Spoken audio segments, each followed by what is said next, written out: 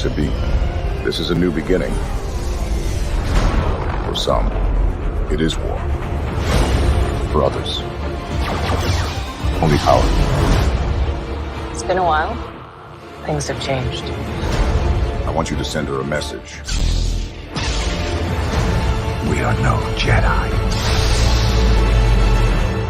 You never made things easy for me,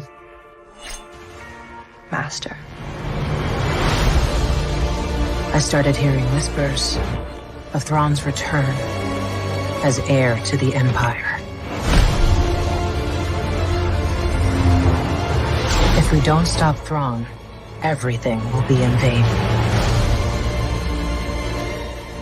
You have no power. What happens when we find Thrawn? Buckle up. As a Jedi, sometimes you have to make the decision no one else can. But I'm counting on you to see this through. We have a lot of work to do. Once a rebel, always a rebel.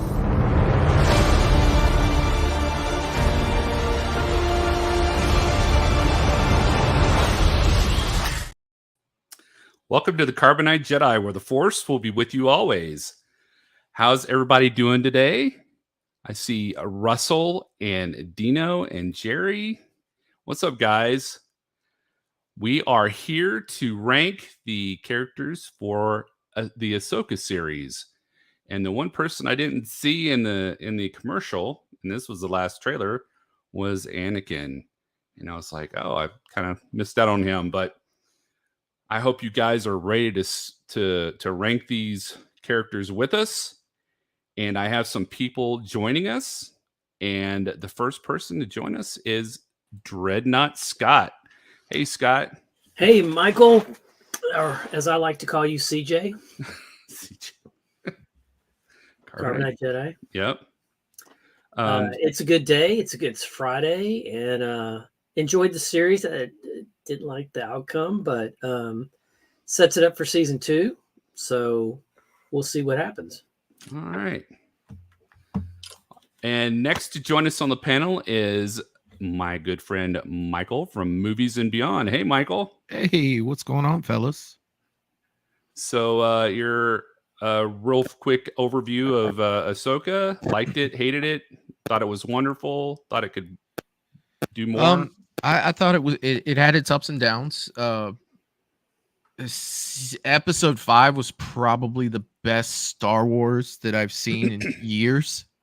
But you know, as Scott was saying, you know, the ending was kind of a little, you know, underwhelming. Yeah. But they did leave us with, hey, you know, we got more stuff to come. So it was good on that note, but a little disappointing. And I think it was more so that I enjoyed the show so much, and it had been so long since I've seen Star Wars that I really liked, that I was disappointed that now I have to wait again.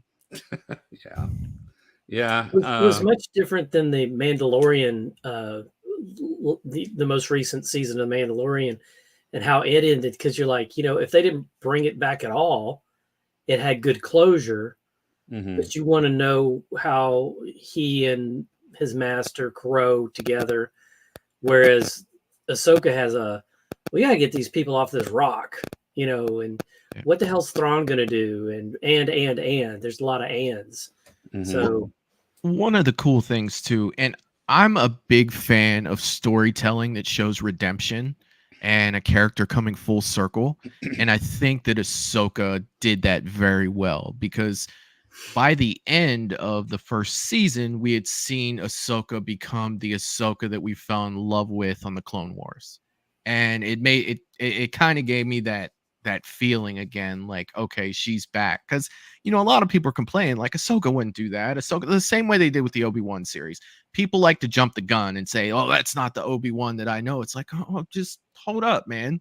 You know, like, you don't know what this character's been through in this time. Just sit back and, you know, even the Obi-Wan story, a lot of people didn't like that. But by the end, he was the Obi-Wan that we knew and loved so much, you know, from the prequel trilogy.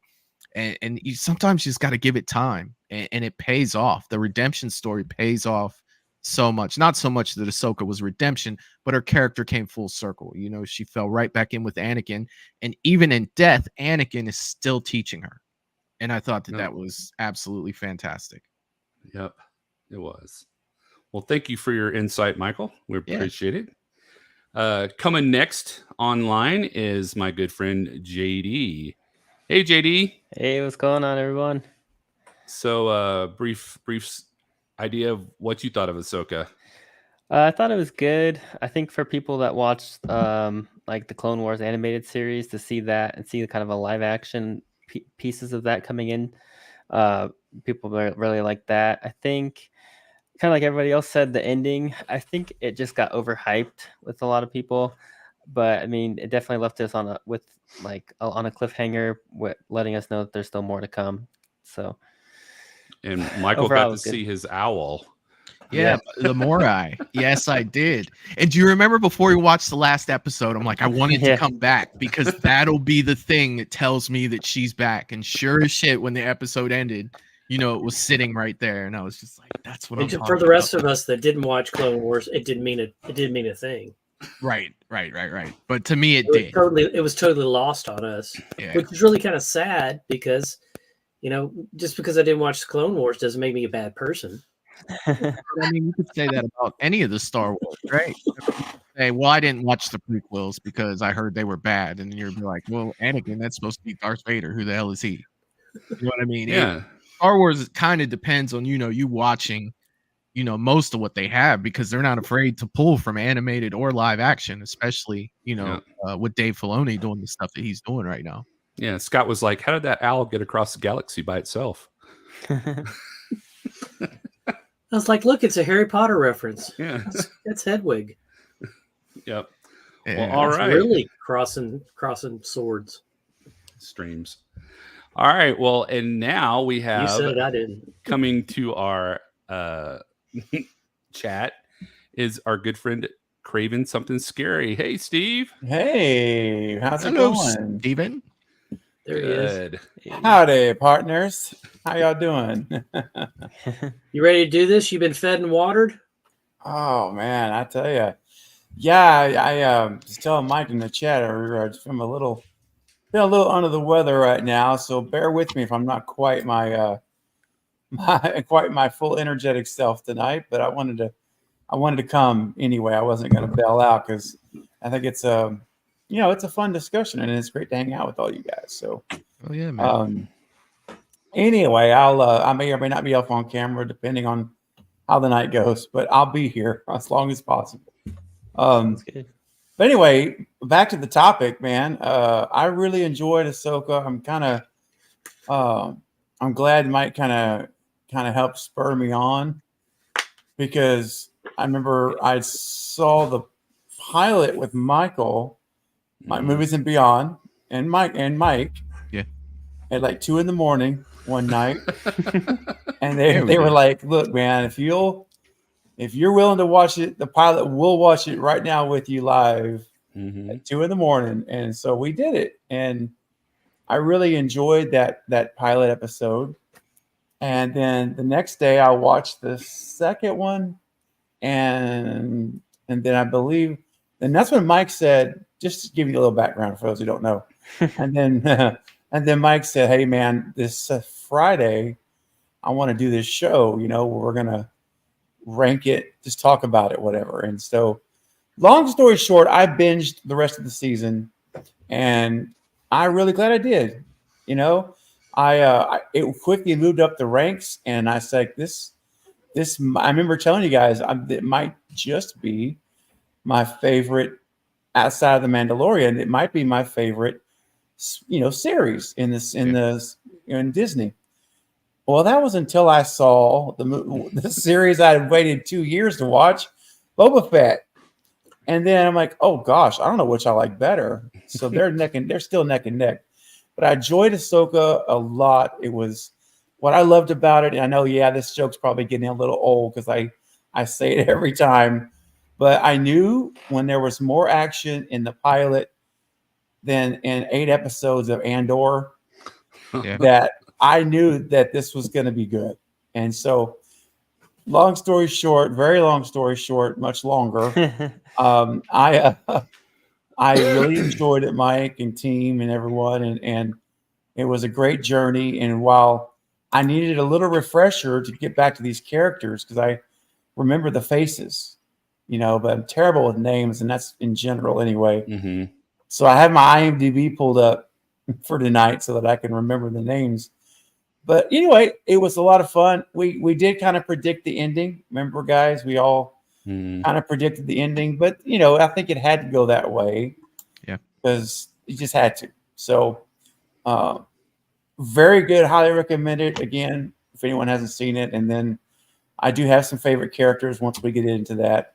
But I just have a question, and it's driving me nuts because I don't remember.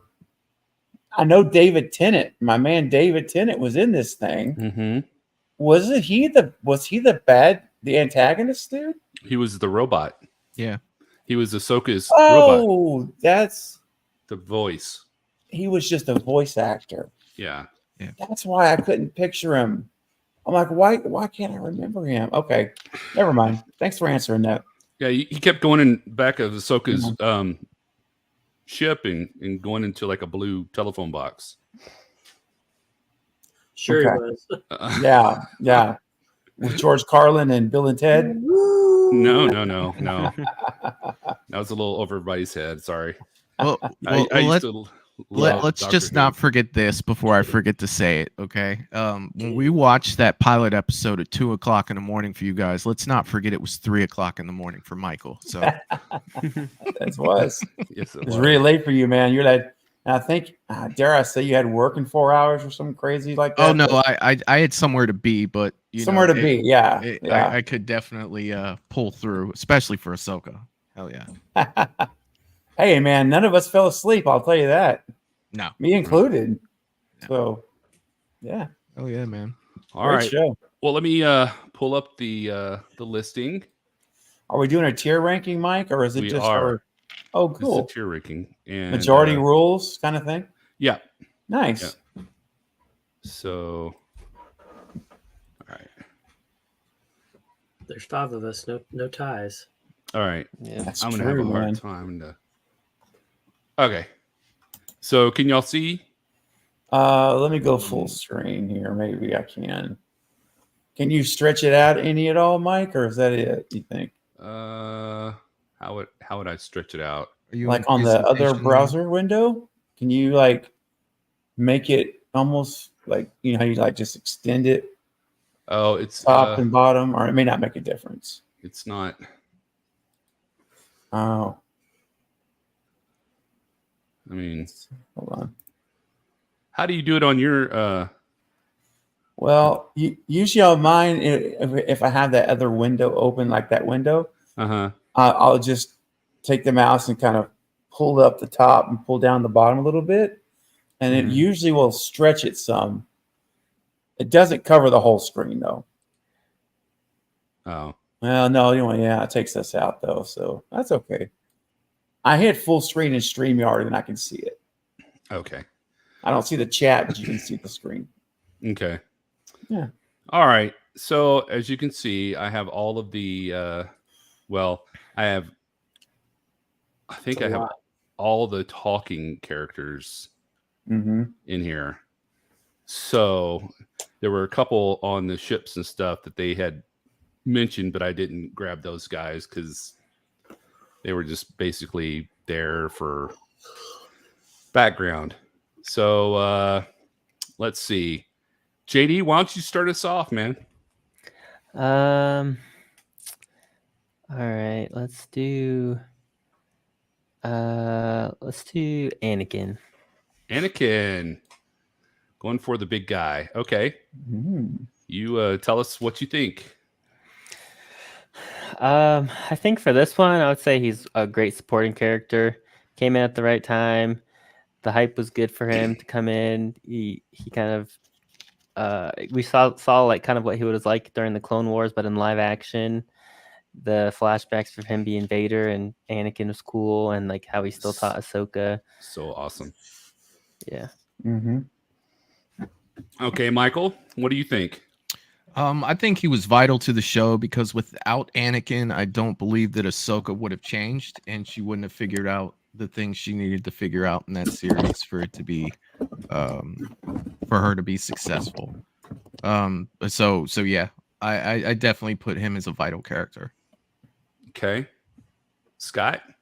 I have to agree because without him intervening, she probably would have died in the ocean because what's his name had just bested her, threw her off the cliff, and basically going into that nether world saved her. So then her as a character development moved on. So yeah, vital. Okay. Steve.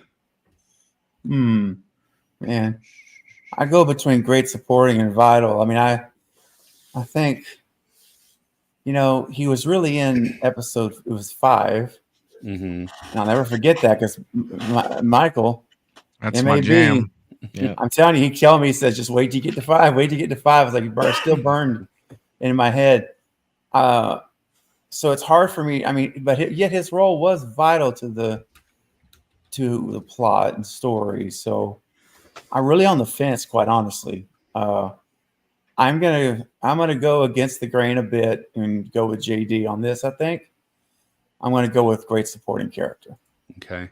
I loved him coming up. What was it at the end of 4, where he popped up, and then all through 5, he was there. He really helped Ahsoka, but if you look at the show, if he never, we always heard everybody talking about him and how if he never would have come around, the show still would have gone on. I think I'm going to go with JD also as a great supporting character. Even the mention of his name made Thrawn about shit his pants, dude. Yes. He's like, oh, that's Ahsoka. That's the Padawan of Anakin Skywalker. Yep. Dude, who makes Thrawn nervous? Nobody except for Anakin Skywalker. Like, Yeah.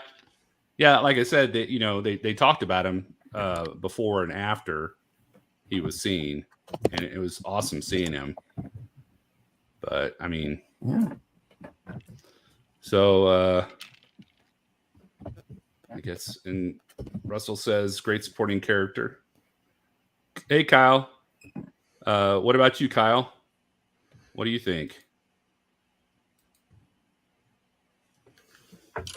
Let's see. Guess we'll put him here for now. All right, Michael, your turn. Ahsoka Tano.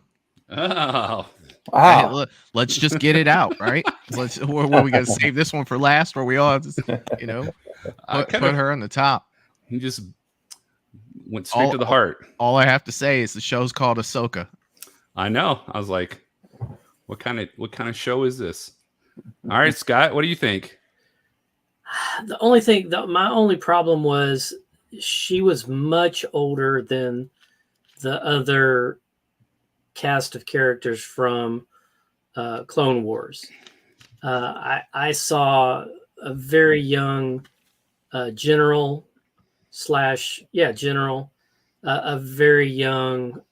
All the other characters were substantially older than her, and I don't know if that was done intentionally, showing that Ahsoka's been through so much and she's aged, but her Padawan still looks like she's 12 years old. I mean, she never grew up at all, and time and moved on. So I don't know if that was intentional casting or if that was a misstep and that she really is like 30 years older or 40 years older than everybody else. So that's my only beef with Ahsoka. Is that your beef? Is that she's older and everybody else looks really young? That she aged and nobody else did. Oh. Well, Sabine was like 14 in Rebels, and only 5 years had passed, right? Since the end of Rebels? Yes, I believe so. So that'd make her, what, 19? That'd make her like 19. And she didn't look 19. She didn't look 19. Sabine? Not in this one. She looked like she was 14 still. I thought she looked super young. I think the actress is like 20 something. Scott, you're Well, old, just- man. Hey, I own it. It is what it is. I got the grade coming in. It is what it is. I'm not gonna rinse it out. But yeah, the her and even the general looked young. She looked Syndulla? as young as Yeah. what I saw, in the little bits that I saw of Clone Wars. And then what's his face? That got left behind and found. Even though he had a beard, he's still a hand and just tons younger than Ahsoka. Maybe she didn't do her daily regimen of skincare. But Well, I hear that if you have a beard, it moisturizes your face. Yeah. You stay young. So maybe the general had a beard.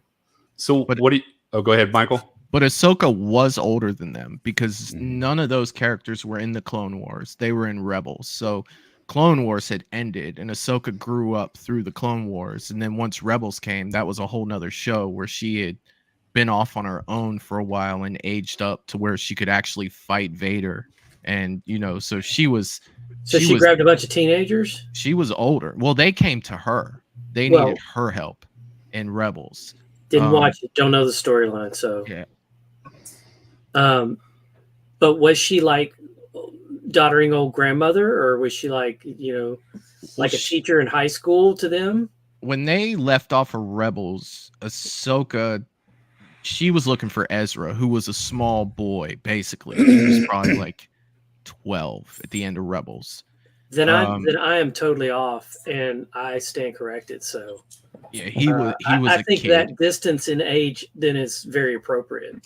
Yeah, like they were. Hera was the only one that was, age. Yes, she was the only one, and I don't know how, when you get to species and age, and when you get into the alien species, how they age or anything. Like with Hera, she pretty much looked the same, even though she went from animated to live action.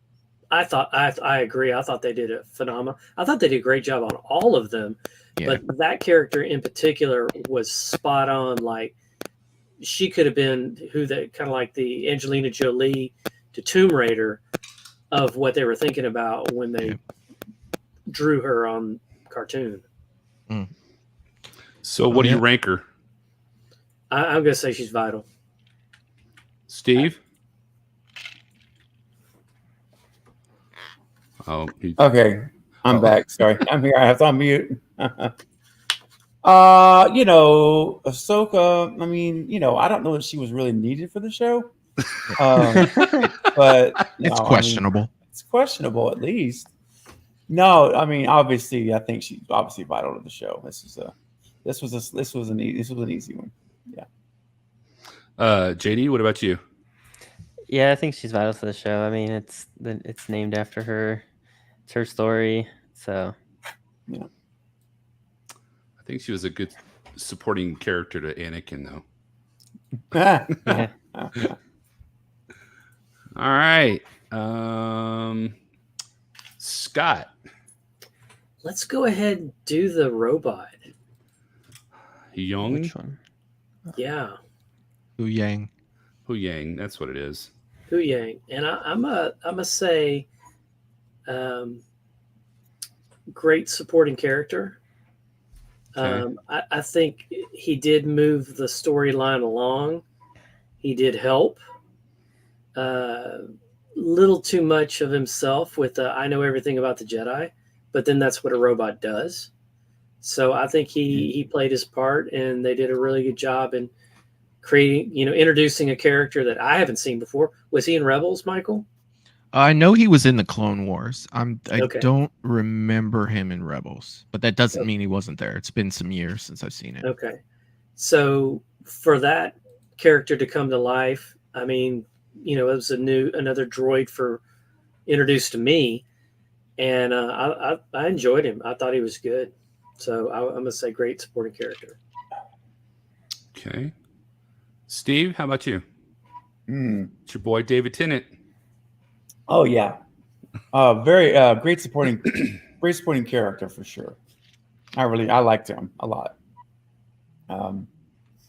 It was once I got past the thought of him in Broadchurch and doing his investigative work, which he did so masterfully, which, Yeah, by it the way, was if a you great haven't show. seen, yes, if you haven't seen Broadchurch, go stream it.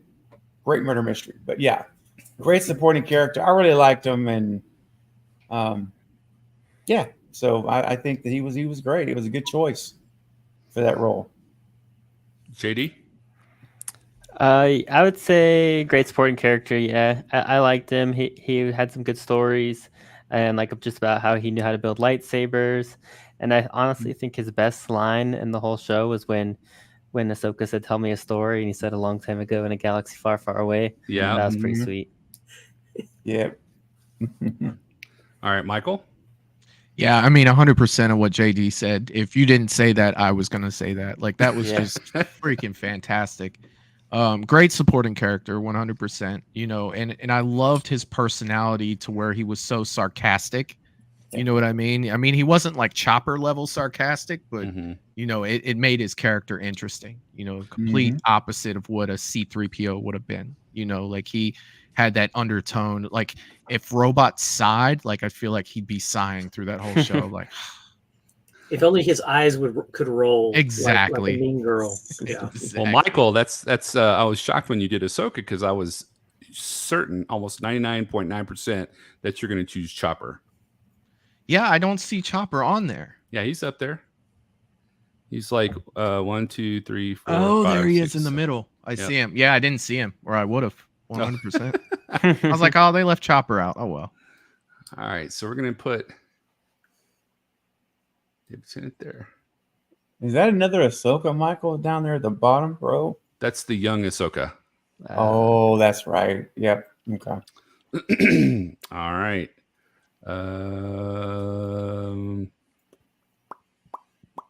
All right, Steve.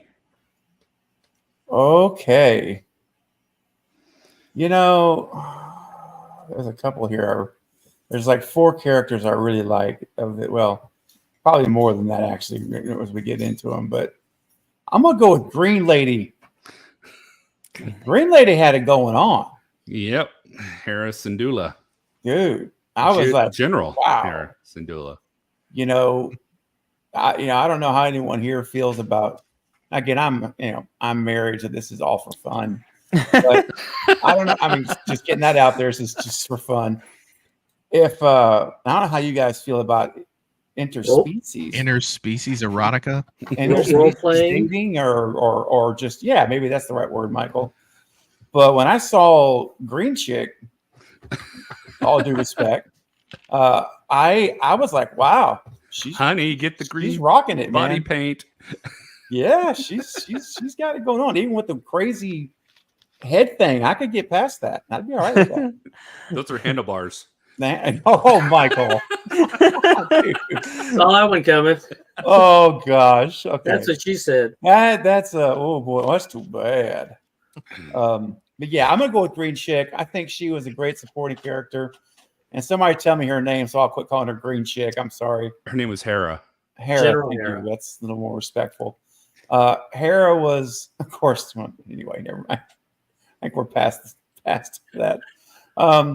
She was really cool. I liked her character. She was confident. She had a good role, and the actress was really who played the character did it really well. She very a lot of conviction, and I was impressed with the cast. I mean, honestly, pretty much overall, but yeah. So I liked her, and yeah. Sorry, I'm being kind of general and all this stuff, but I enjoyed her.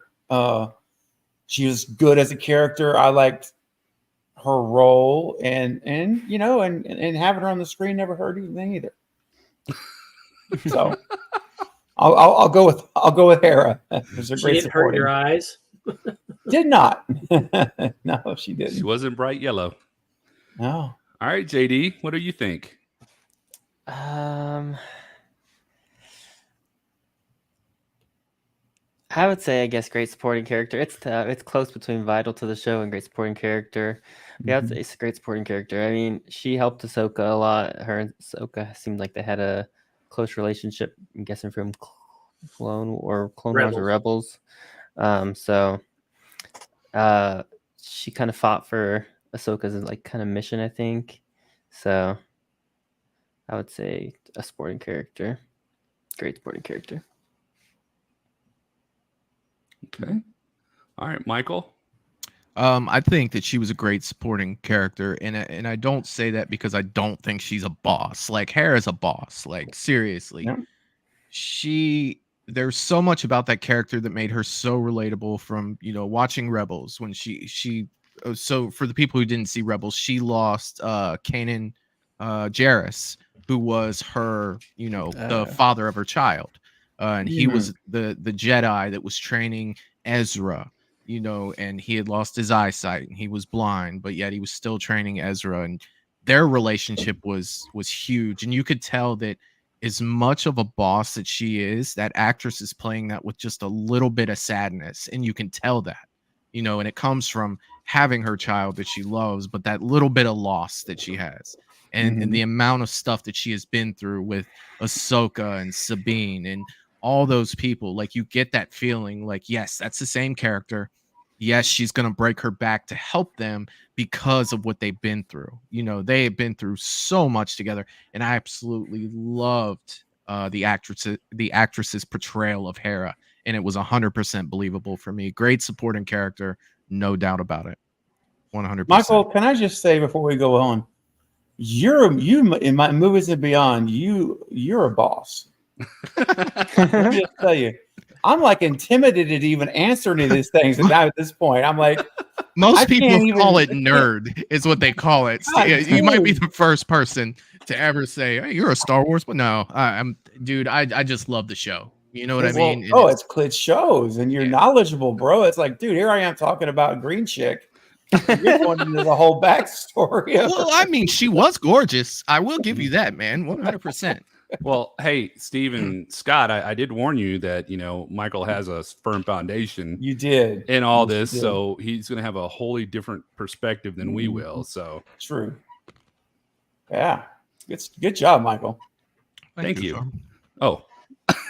Both Michaels. You both get a prize. Hey, good job, Michael. Good job, Michael. Thank you. All right, Scott, what do you think?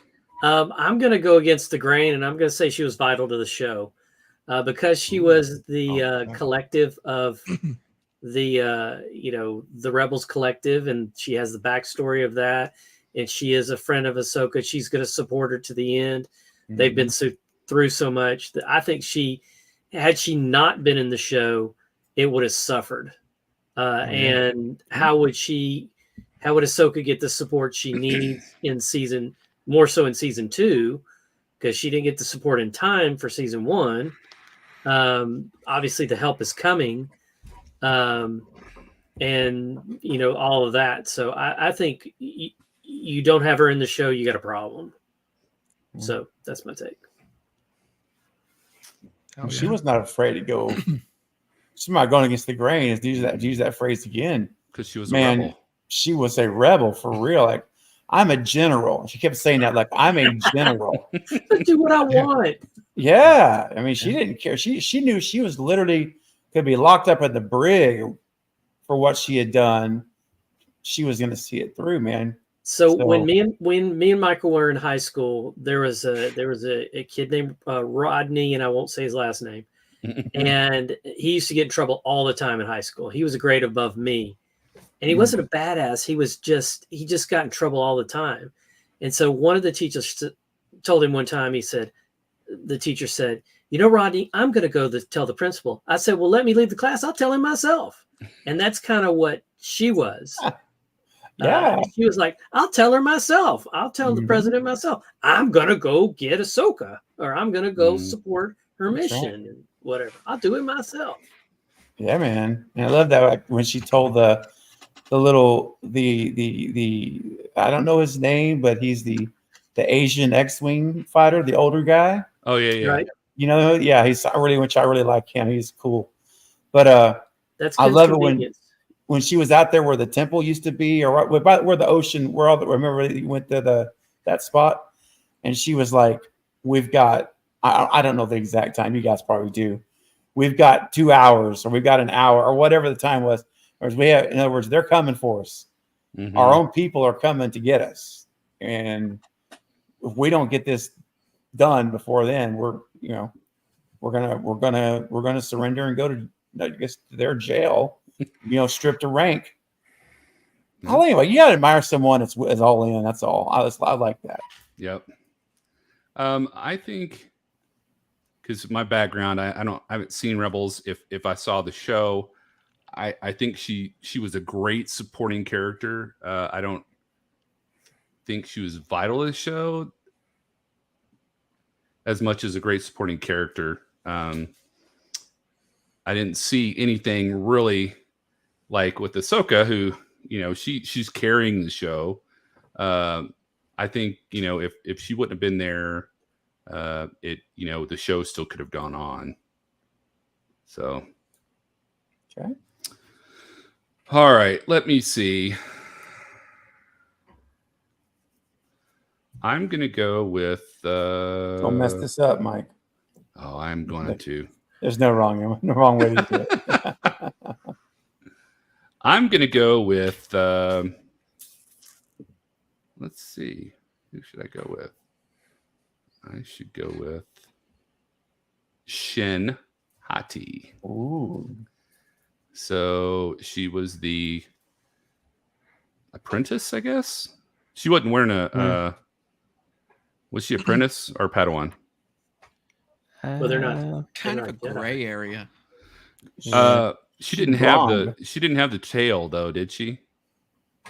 The Padawan. I don't think so. She had long hair though, so it's like yeah. So Shin Hati, I think she was fantastic for what she did, man. She was like, do this, and she went and did it, with ruthlessness, efficiency, and any means necessary. She did it, and she was cute too. So, I think, I hate to say it, but I think she's a great supporting character. I mean, she had, she went and stole the map. She was able to defeat Sabine, even though Sabine came back. And she survived the whole season, besides, other people that might have died in the show. She stuck by her master, and then her master kind of like threw her away. I'm like, what's up with that? So I put her as a great supporting character. JD, what do you think? I think she was good, but I think she could have been a better character. I think, like, I don't know how to explain it, how she was. Just like, I guess her attitude, she was very evil. Like she was more evil than Balin was, I think, like more dark, I would say.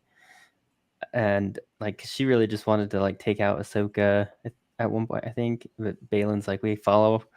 I said I wouldn't kill her, so we're not going to, like I said she would have safe passage. And then at the end, really thought she would join up with Ahsoka, and then after she got betrayed, but then she just went with those nomads. The red guys. What are you trying to? Are you looking for like girlfriend material or something? No. So you think she could have been a better character? I think so. I think they could have done a little bit more with her, but I mean, not that she was bad, but yeah, I think she could have been a little better. Okay. All right. Hey, Denisha. So Michael, what do you think of Shin? I really liked Shin. She was kind of like the Sabine counterpart. You know what I mean? Like she was the, if you have Ahsoka, and her main, fight up until Thrawn, was Balin. Yep. So it only makes sense that he would have someone learning, under him, to make that an even fight. She was ruthless. She really didn't give a shit. Like if you look at the opening scene of the movie, she just goes right through that whole place. You know what I mean? It's just like, I have a job to do. My master told me to do this. I'm gonna go. Almost like a Terminator. You know what I mean? There was no reasoning with her. Yeah, and I mean, the difference between her and Balin was, you could tell she was after more power. So I feel like she leaned a little more towards the Sith side because of that. because they are in a gray area. They're basically doing, what people are paying them to do.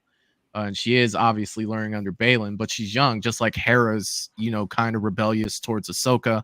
I feel like Shin was, the same way on the other side. So I could put her anywhere in between great supporting character and could have been a little bit better, but I'm gonna go with probably great supporting character because I don't think the show would have been the same without her.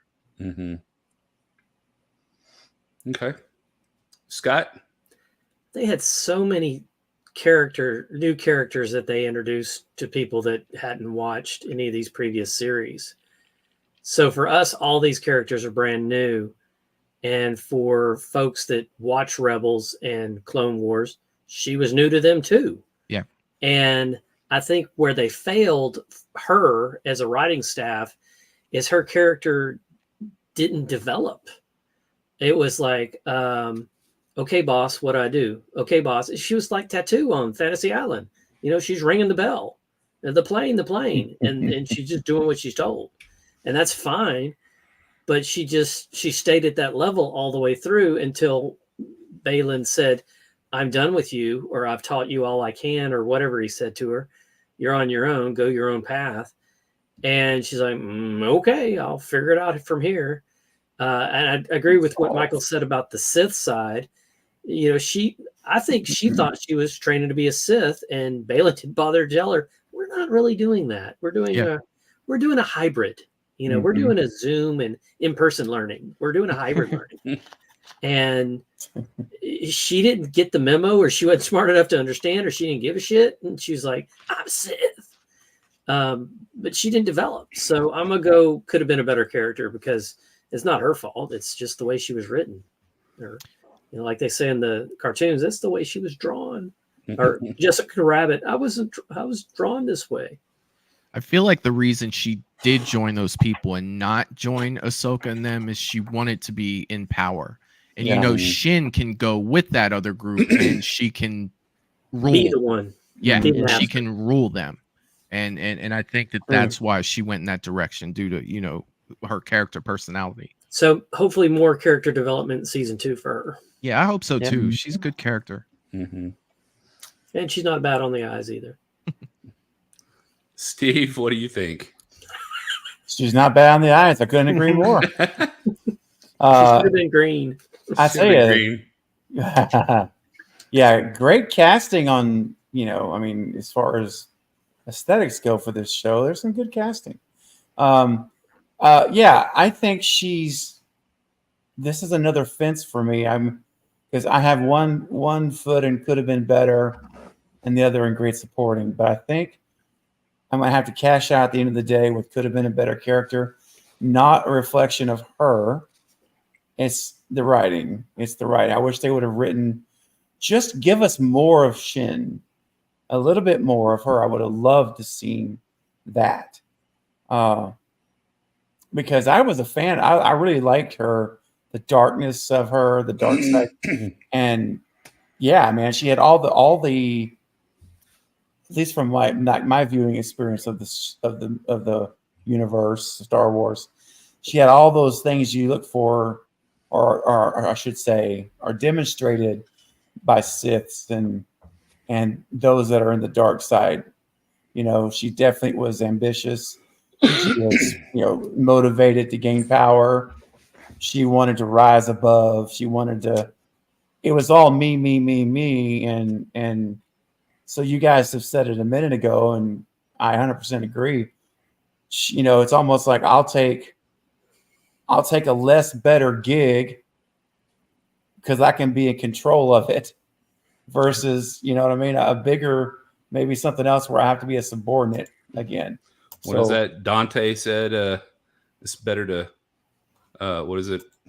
Better to rule in hell. Better to rule in hell than serve in heaven. Yeah, well.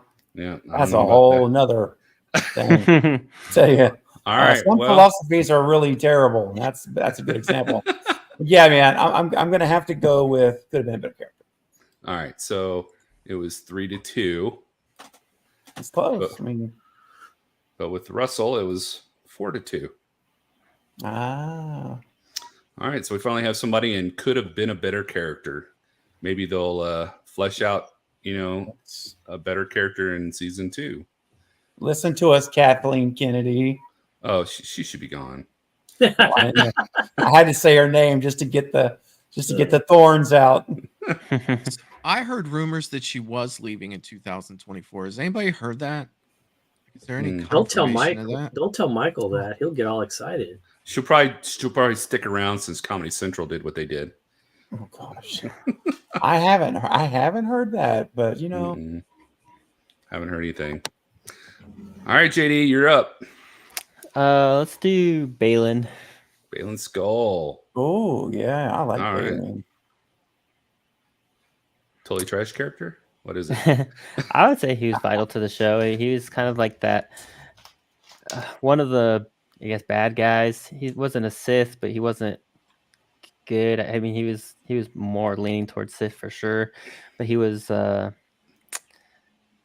respectable, I guess. He said what he did what he said he was going to do. He didn't betray Ahsoka when he had the chance to. I really like the actor. I think Ray Stevenson did a really good job with him. Yeah. I'm really bummed out he passed, and they didn't really. They kind of left him on a cliffhanger with him. I thought they would maybe do something to like kill him off or something. I don't know, but so I'm not really sure what they're gonna do with him for the second season. But It'll start off where he's standing on the arm of that guy, and all of a sudden he falls off. Yeah. But yeah, I would say he was vital to the show, and he did a really good job.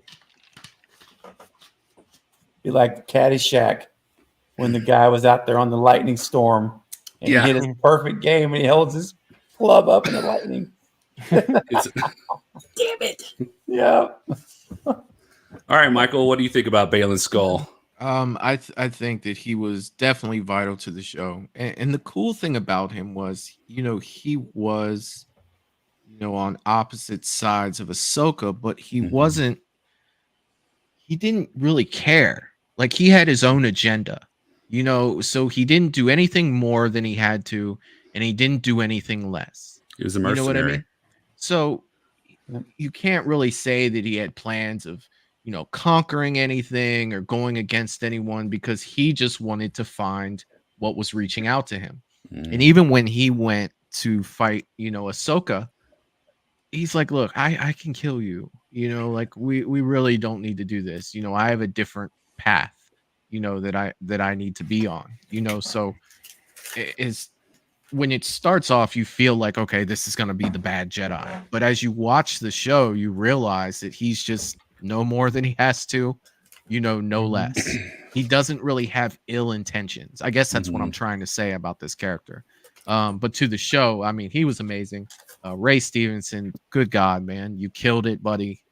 Rest in peace. But to make it short, vital to the show. He was fantastic.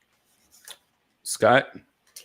Definitely vital to the show. I thought his character development was, of all the characters, was probably the best, because nobody, even a 12-year-old, could tell you he's on his own quest. They could tell you what he's all about, what his goal is, why he's got Shin with him. Shin's his lackey.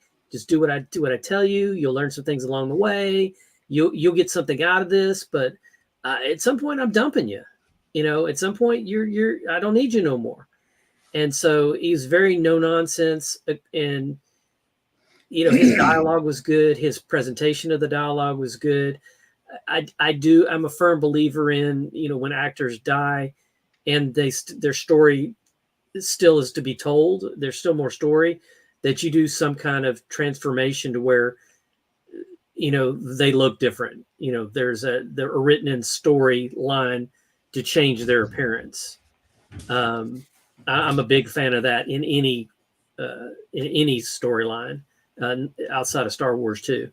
Because I think sometimes it happens. I mean, the people that did The Crow, oh my God, he died in production, and they still made the movie, and they pieced it together. It was fine. It was a good movie. But other movies like this one, they could do a transformation in the storyline. And okay, so vital. I'm sorry, I'm off on a rant. All right, Steve. Yeah, I 100% agree with everybody. Vital to the show.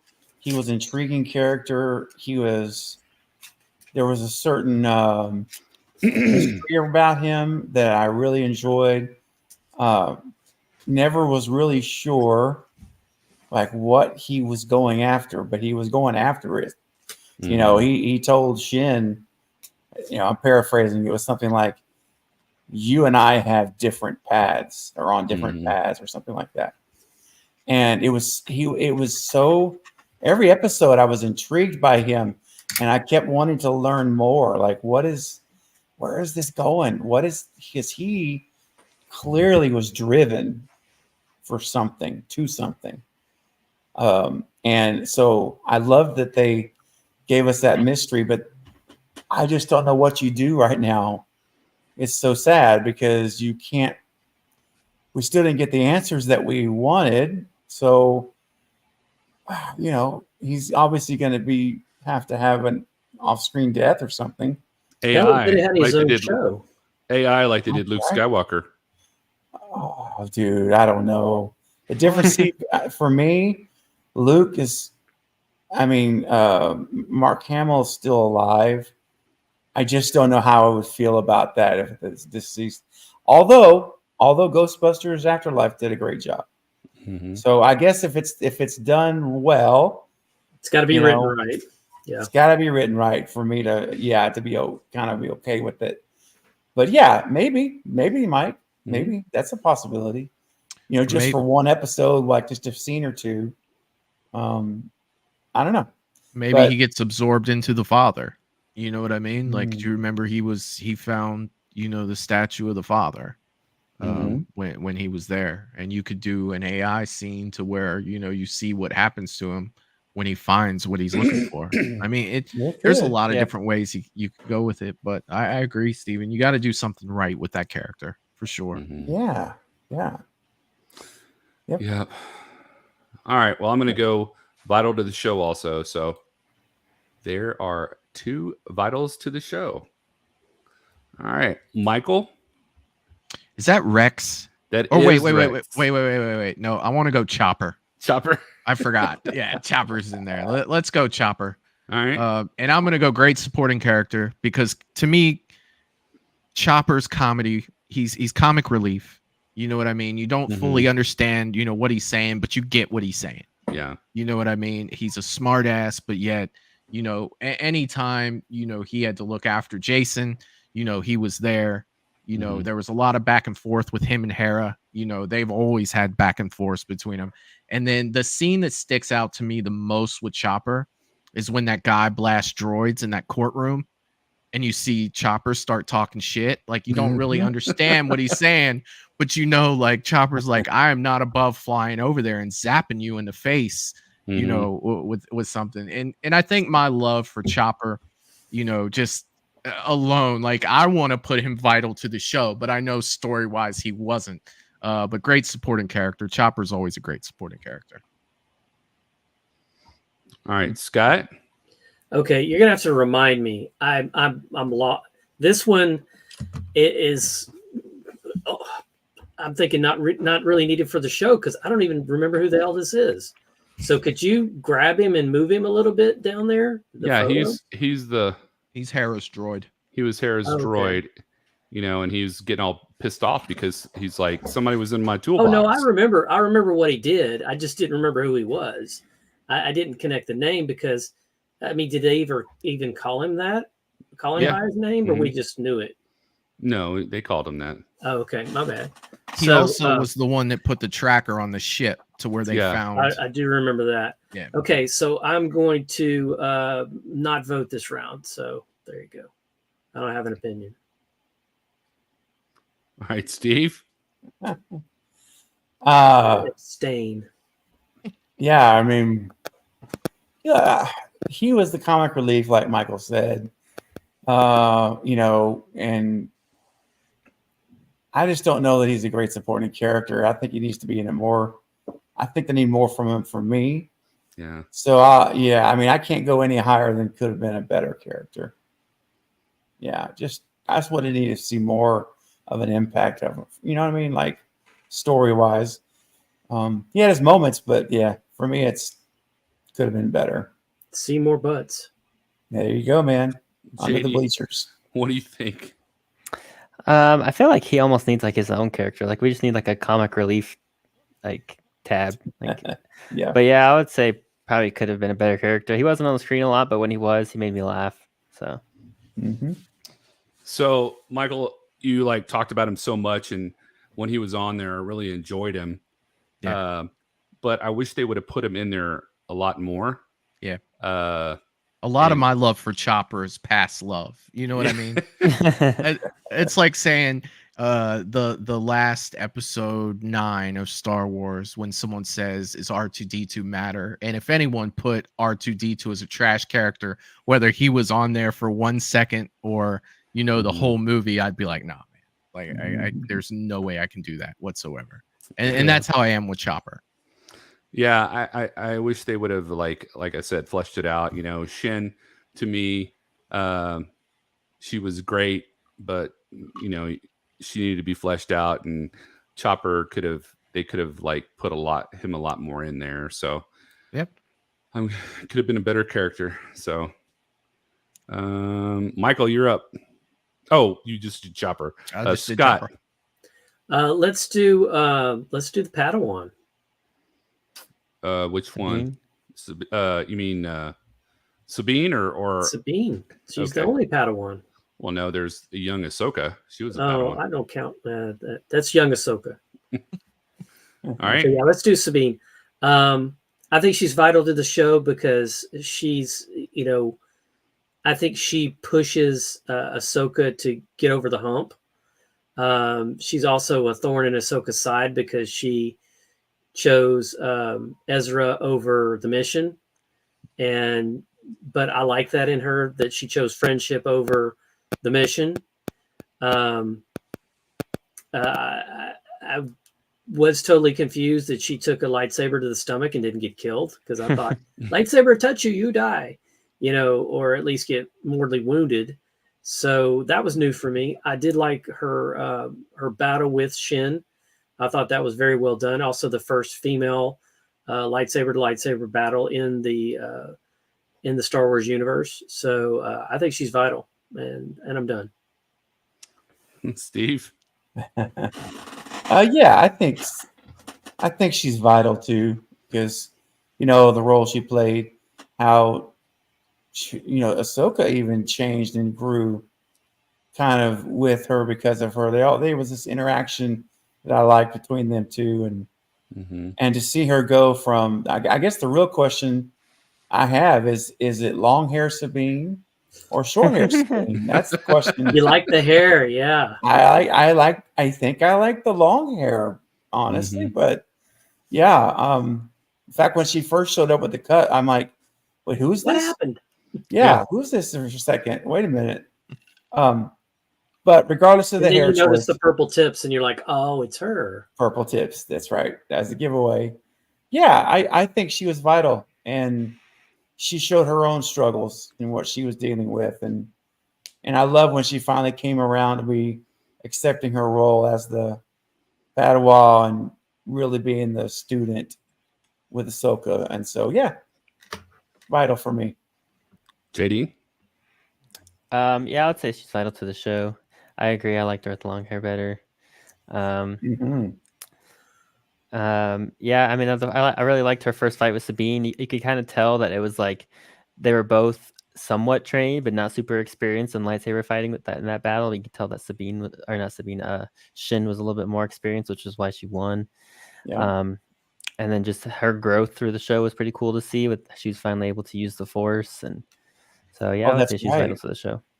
She kept trying, remember, and early on and couldn't do it. Yeah. Yeah. It's like she was constipated. Force constipated. All right, Michael. Yeah, she was definitely vital to the show. Sabine has always been a pain in the ass. Okay, even in Rebels, she was a pain in the ass. So she played that character perfect. You know what I mean? Like she really, it's just like, oh God, here she's on that Sabine stuff again. You know what I mean? Like she's a Mandalorian. That's what Sabine is, and you know, Mandalorians have that personality. Yeah. The symbolism behind her cutting her hair is that's her way of saying I was back. You know, I'm back.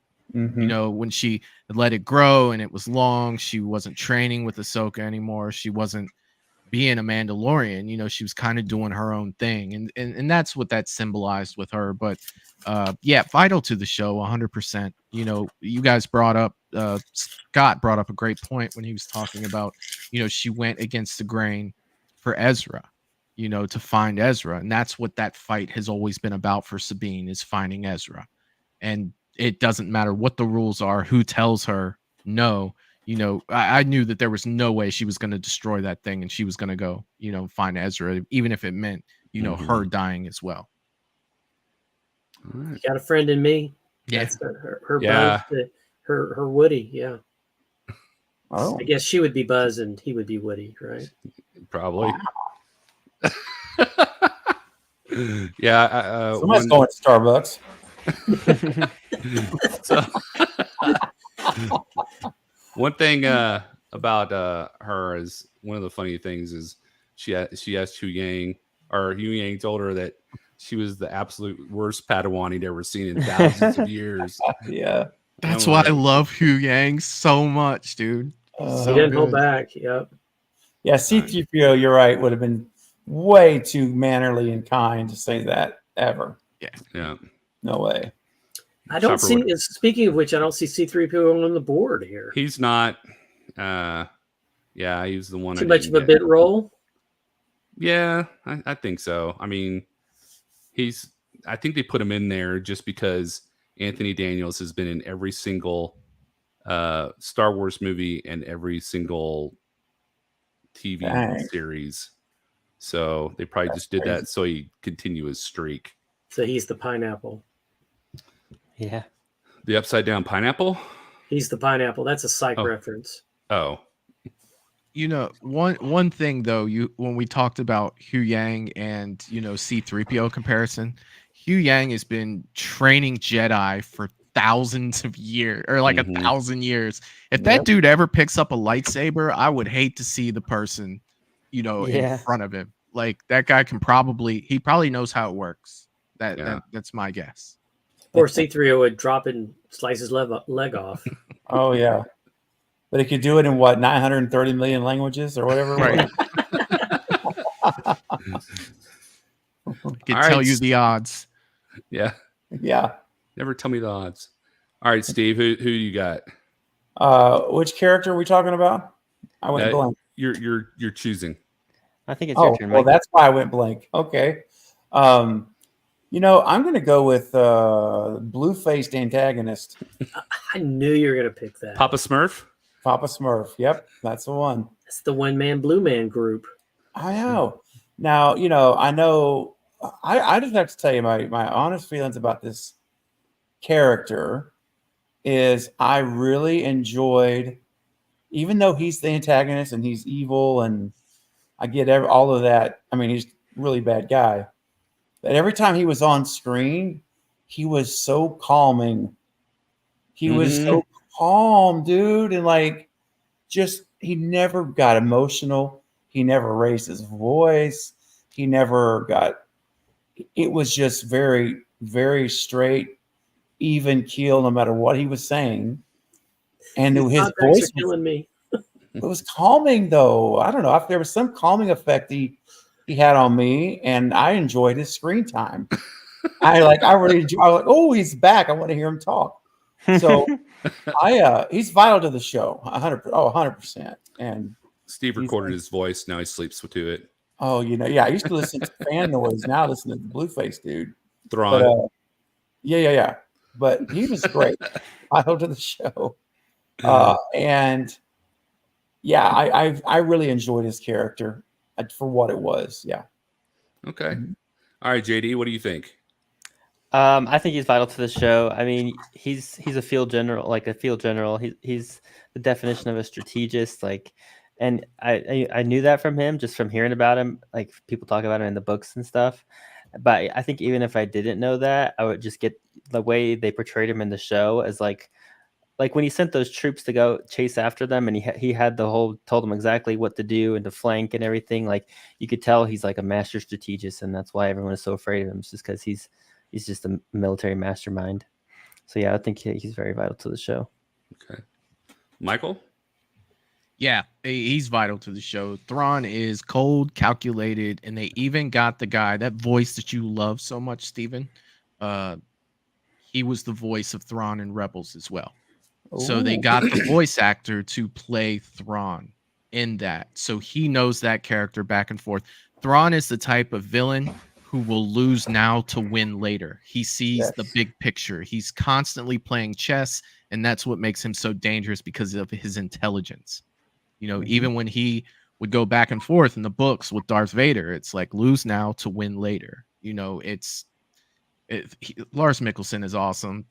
Thrawn's vital to the show, 100%. Scott? Vital to the show. So let's get that out there right off the bat. I did have a big problem with his riding pants. I'm sorry. You're not riding a horse. Why are you wearing riding pants? It didn't make any sense. They could have tailored those to make a little more sense. And also, one thing that I thought reigned really true was his uniform, and I'm going to say that for JD, his uniform was pristine. There was not a smudge or a tear or a button out of place. It was pristine. And I would, based on what I know of this character, that's spot on. Whereas the stormtroopers were held together by tape, you know, and zombies and whatever was going on there. Yet he's like, I gotta keep my flow going. And he's just spectacular in that regard. I did think the actor himself was a little old for this. I was expecting more of an Ashton Kutcher age character for this. I get with the voice actor coming in, and you know, also I was expecting him to be incredibly slender, which is what I saw from the cartoons. But I'm willing to give that up if they fix his pants. That's all. Wardrobe should be one of the tabs on there. Wardrobe. That's funny. Yeah, I go vital to this show. I mean, the whole thing is a conflict between Ahsoka trying to find Thrawn so she can find Ezra Bridger. So it's, you know, he's got to be there. Mm-hmm. Let's see. I'm going to go with Min Weaver, the guy who was in the Corellia shipyards, who was the Imperial dude when they went to the shipyards to look at the engines, and they found out he was actually supplying underhandedly to what was her name? Morgan Elsbeth, and trying to get them in that big ring to get them across to the other galaxy. Yep. You know, he was such a sleazeball. You know, when he came in, he was acting, you know, like he didn't want to talk to him, and he was kind of angry at him. And I was like, well, you know, it could be that he's just a busy slime ball. And at the end, he said it's all business. Basically, he was employing people that were Imperial loyalists. And I think he was a sleazeball and was in it for the money, you know, whoever's going to pay him the highest dollar. But was he really needed in the show? I don't think so. I think they could have just, you know, had him off camera and had this conspiracy and you know, blown it wide open, and he wasn't really needed. So I don't see anything that he was really needed. So what do you think, JD? I think I agree. Not really needed in the show. I mean, he played his part. What he was supposed to do in the show. Like, there's not much more they could have done with him other than just show that he was the one that was helping supply. What was her name? Morgan Elspeth. Yeah. I mean, that there's not much more he could have done than that. Like, he played his part. So yeah, I mean, he wasn't really needed. They could have put anybody in that role and had get the same outcome. Yeah. All right, Michael, what do you think? Side character. It really could have been anybody. So I mean, I really don't think that he's needed. I mean, I don't think he's a trash character, but I really don't think he was needed for the show. Okay. Scott? Yeah, I agree. Not really needed. There are so many other ways to write that into the show. That was just screen time that they were just gobbling up. And if you go back and watch the series again, there's a lot of dead screen time where nothing's going on. There's like shots of space, shots of scenery, and his interaction was just, it gave some narrative of what's going on. Yeah, we got some crooked people going on, but that was already established in The Mandalorian, where they killed the professor. Doctor. They killed him off. That's just more narrative that they really didn't need. But this show is geared toward a 12-year-old, so they got to spell everything out. You know, there can't be any mystery as to what the hell's going on. But not needed. All right. Steve?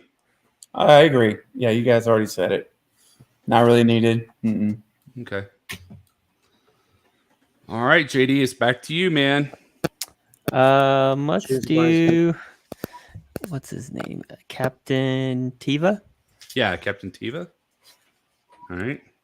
I would say could have been a better character. He's been in a handful of the series, I believe. Yep. I really like his character. I think I really like him as an actor. I don't almost not even really fully remember what he did in the series. He was in The Mandalorian. Right, but like for Ahsoka, I don't even fully remember what his role was in this. I think he was just one of the people trying to slow down before like the Senate got there or whatever. He kind of was like trying to distract them. He was with Hera, and they were trying to stop him from jumping to across the galaxy. Right. And then they were trying to find Ahsoka on the planet. Right. So yeah, I think he could have been a better character. I really like him as a character, so I hope they eventually like give him some bigger roles. But for this series, I would say he just could have been better. Yeah. All right, Michael. I'm gonna agree with JD. Like, you hate to say could have been a better character because I think his character was good. I think that his character probably needed more screen time to make a difference. You know what I mean? So I'll put him under could have been a better character, but that's no reflection on the actual character of Captain Teva. It's just he just wasn't in it enough to really hold any weight for the show. I totally agree with you. All right, Scott, go ahead. Could have been a better character. Love him on Kim's Convenience. It's one of my favorite TV series. If you haven't watched it, it's really, really funny. He's really, really good. But he had a bit part. His part was supporting, and he did what he was supposed to do, and there was no character development there.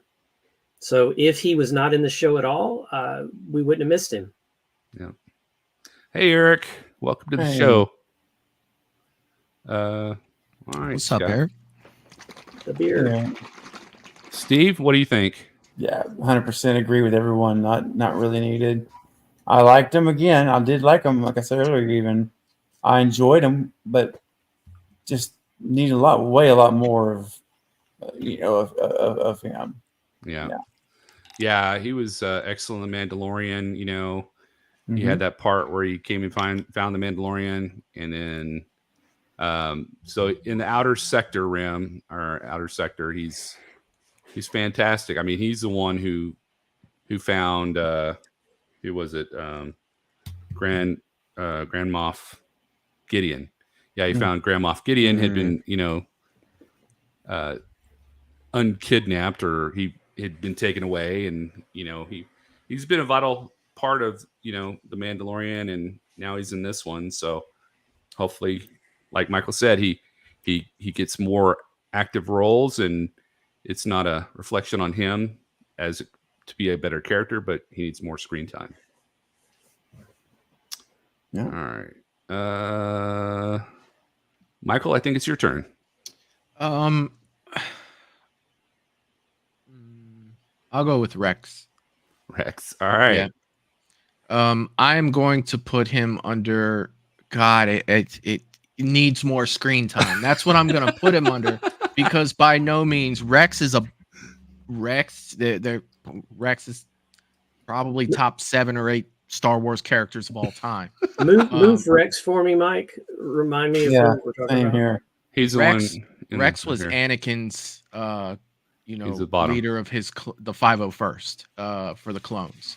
Rex is absolutely amazing. I'm gonna put him under could have been a better character just for the simple fact that he didn't get screen time in this, and he was only in it for flashbacks. But I do feel like Rex was important to have in those flashbacks. You know, like he was there in the Clone Wars, and to see Rex, everybody that knows Rex and loves Rex. It was like a little fanboy moment when you saw him running through that flashback with the blue, and you hear his voice. Like, come on, like that's all he really needed to say, and it's just like, it's Rex. You know what I mean? Like that was a moment for me. I'm just gonna put him under could have been a better character just for the simple fact that he wasn't in it. But I do feel like he was needed for it. So I'll just put it under could have been a better character, even though I think that should be just needed more screen time. Yeah. All right, Scott, what about you?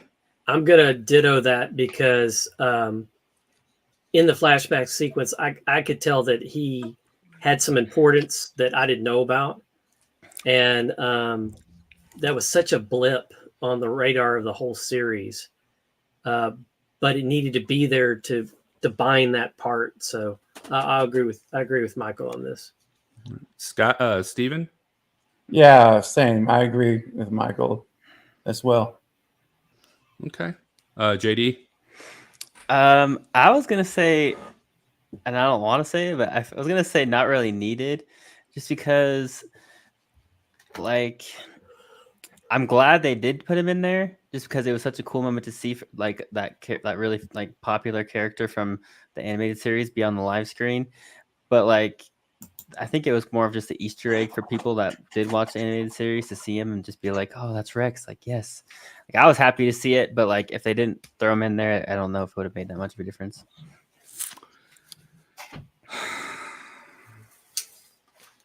Well, Michael, Scott, and Steve already said could have been a better character. I'm kind of with JD. I'm like straddling because it was fantastic to see him. I mean, it was like straddle. It was awesome. I was like, oh my gosh, that's Rex. But you know, I wish they would have a live action like Clone War episodes. That would be fantastic. But so he's going up here to could have been a better character. Or God, I can't believe that they put Rex in a category that said could have been a better character. It's like, you gotta be kidding me, man. Yeah. All right. Scott, I guess. Okay, let's do the Imperial Guard with the stormtrooper with the gold face. That's Captain Enoch. Okay. I'm gonna say totally trash character. I'm gonna say it, and y'all can argue it and have fun with it. But I'm like, what the hell? There was no character development there whatsoever. You knew something was going on. He's got a gold face. Nobody else has one. We've never seen this before, or have we? And I didn't see it because I haven't watched the other shows. So there you go. I've spoken. I have spoken. Steve. Wow. Yeah, I mean, I don't know. He was. There was something about him I kind of liked. Maybe it was just because he was gold and different. He was like an Autobot. Yeah. Right, yeah. I mean, so I'm going to throw I mean, even though he was nothing but a yes man, obviously, a yes bot or what, I don't know if he was Android or real, but whatever he was, I'll throw him a little bone here, and I'll say that he could have been a better character. I would like to have seen him do more on his own, not just being told, do this, go do this, go do this, go do this. So yeah, I could have been a better character. JD? I think he's kind of like a book character. Like, I think if you read the books about it, you'll be like, oh, that's Enoch and he's awesome. he's done this and that, but like just from the show, it's just like it's just a stormtrooper with the gold face. So, but I think he could have been a better character if they would have maybe delved into more of like what his importance is. I mean, he seems like just like the second in command, I guess. But yeah, he looks cool. So I'll put him as could have been better. Could have done something with him maybe. Michael? I'm gonna put him under could have been a better character because I feel like he was just someone that was introduced, just so like when season 2 comes up, we be, oh, it's that guy, and maybe they'll explain a little more. You know, if they don't, then I'm definitely going with Scott. If we watch Ahsoka season 2 and nothing develops with him and he has no significance whatsoever, I would definitely move him to total trash character because I think that he's unique. And I do believe that, you know, he is going to serve a better purpose later on. And this was his introduction. So for right now, I'm going to have could have been a better character. I mean, they even named him, right? He has a name. He's not like Stormtrooper number 5. You know what I mean? Like he has a name. So I feel like that's an introduction to him. And we'll get more of him later on to where we'll see, you know, what his character is. But if they don't, Scott, I'm with you, buddy. Just drop him in the bottom. You know what I mean? I needed to trash somebody, so that's what I did. But I'm gonna. Oh, I'm waiting to trash somebody. I'm hoping he's on there. I'm gonna put him under could have been a better character for right now. All right. Yeah, I was gonna say for this season, I've never read any of the books, or I have not seen. Was he in Rebels or anything? Not that I'm putting together right now, but then again, you know, it's been a while since I've seen Rebels. So from just watching the show, he was in it for like 2 seconds each time. You know, when Thrawn told him to do this or get people ready or send it out, you know, and he's like, okay. And there was no development at all. I mean, nothing. I would say he was not really needed in the show. But JD, Michael, and Steve said could have been a better character. He's got potential. Look at him. He could have been. Could have. No, you could have a category for best costume, and he would have won that. Yeah.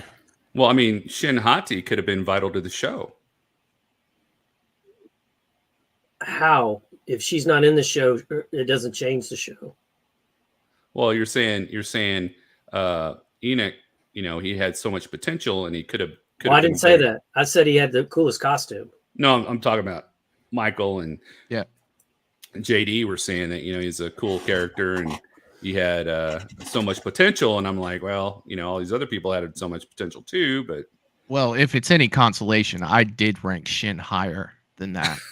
It's just my outvoted. I got outvoted. So yeah, I got outvoted too. If you want to break all these down, we can find some logic. I promise you. Let's do it. Start over. 2 overs. Oh gosh. I think JD would drop out probably. I'll right. email you my chart. Yeah. You have a big chart on your wall. Who did Enoch? Scott, did you do Enoch? I did Enoch, yeah. All right, Steve, your turn. Oh, let's see. Well,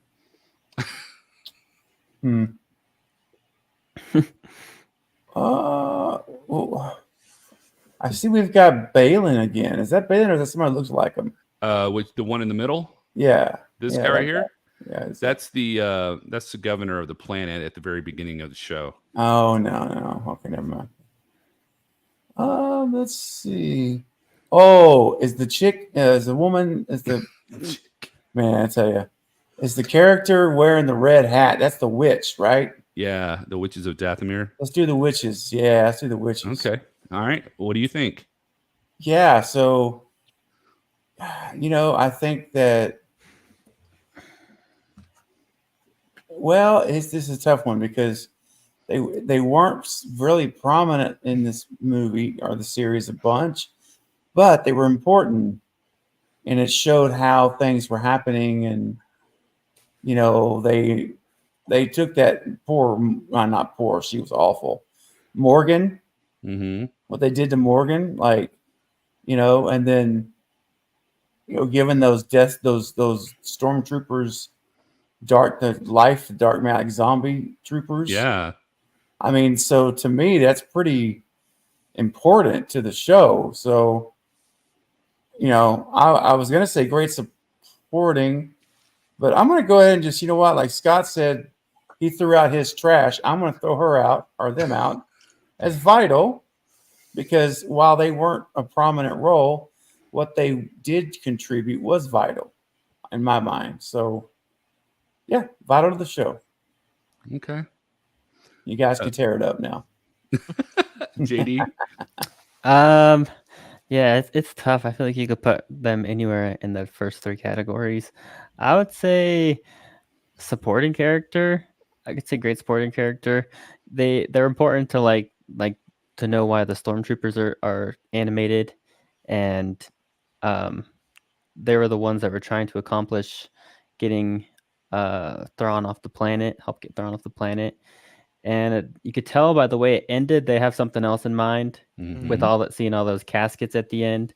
So I mean, there's something going on there. So I would say that they're a supporting character. Hopefully, they bring back Darth Maul. Yeah. Ooh. Or a Darth Maul-like character, maybe his brother. Savage. Oh yeah, yeah, Savage. Barf Maul. Oh no. Michael, what do you think? I'm gonna put the witches under great supporting characters. Like you guys were saying, they do have another agenda. They were key to Thrawn getting off the planet and Thrawn surviving where he was. So he even said to them at one point, "I need to call on you one more time." So he's called on them before. You know what I mean? To make things happen. So I think that there's bigger things at play with the witches. So I'm gonna put them under great supporting characters. And that was cold what they did to Morgan. Oh man, I know. Mm-hmm. Well, they were silent. They didn't. Are you talking about giving the power or letting her die? Just letting her die. Yeah, man, letting her die. Like, wow. Yeah. We're gonna make you strong enough just to give us enough time to get out of here. Yeah. Well, I think that they didn't really realize that Thrawn was just going to throw her to the wolves. Oh, they know everything, dude. You remember they were sitting there with their eyes shut, like, "Oh, Ahsoka's done entered orbit." They know everything. Okay. Scott? Great supporting characters. They did move the plot along. I'm really interested in seeing what's going on with the coffins. And I'd like more backstory on how they helped Thrawn, when he first got there. What was the barter? And because he did say, "I'm going to call on you one more time." And they didn't flinch because obviously what he's giving them, he's still got a couple of ducats in his pocket because his give is bigger than what they've given him. Yeah. And so I'm very interested to see what his give is. It's probably the rebirth of their whole people.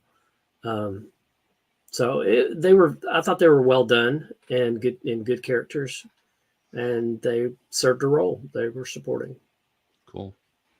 Yeah, I'm going to go with the great supporting character, like JD said, or whoever said about the zombie stormtroopers, coming back alive. That was pretty creepy. And then, giving Morgan Elspeth the powers plus the green sword, that was pretty intimidating. So, I mean, I would have liked one of the stormtroopers to start doing the Thriller dance, though, Yeah. just because part of it. Just one of them, and then you don't see him. He's like off in the corner, and then you have to watch it, rewind it, and expand the frame to see. Oh, look at him! He's doing the Thriller dance. Or to have like Daryl Dixon show up with a crossbow and like wink at him after Yeah. he kills one of them. Like, "I got you." That'd be great. That was my favorite character on Walking Dead. Absolute favorite character. "I got you." okay. Let's go with Ezra Bridger. I'm going to say everybody was like so zoned in on finding Ezra. Let's find Ezra. Let's find Ezra. Oh, Ezra's dead. No, he's not. Yes, he is. We're going to go find him. We're going to go across the galaxy. We found Thrawn. Is he dead? He might be out there. You never know. I just think that by the time they found him, he didn't really have time to like expand his character, and so he had that one cutscene where he's building his lightsaber. They should have been playing the A-Team song behind him while he's like making his lightsaber, dun dun dun, But besides that, he didn't really thrill me.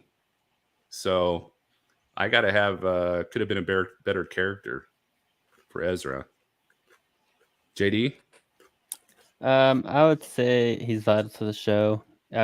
He's the reason why they went to the planet their Thrawn was. Like Sabine was going after him. That was what Sabine wanted to, and the reason that Thrawn is there is because he kind of sacrificed himself, I guess, if I understand right, to get him there. So I would say he was vital to the show. I mean, he's the reason why they're there. So okay, Michael.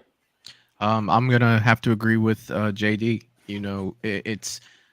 It's time that he's in it, and I think that's why a lot of people are don't see his importance in the show.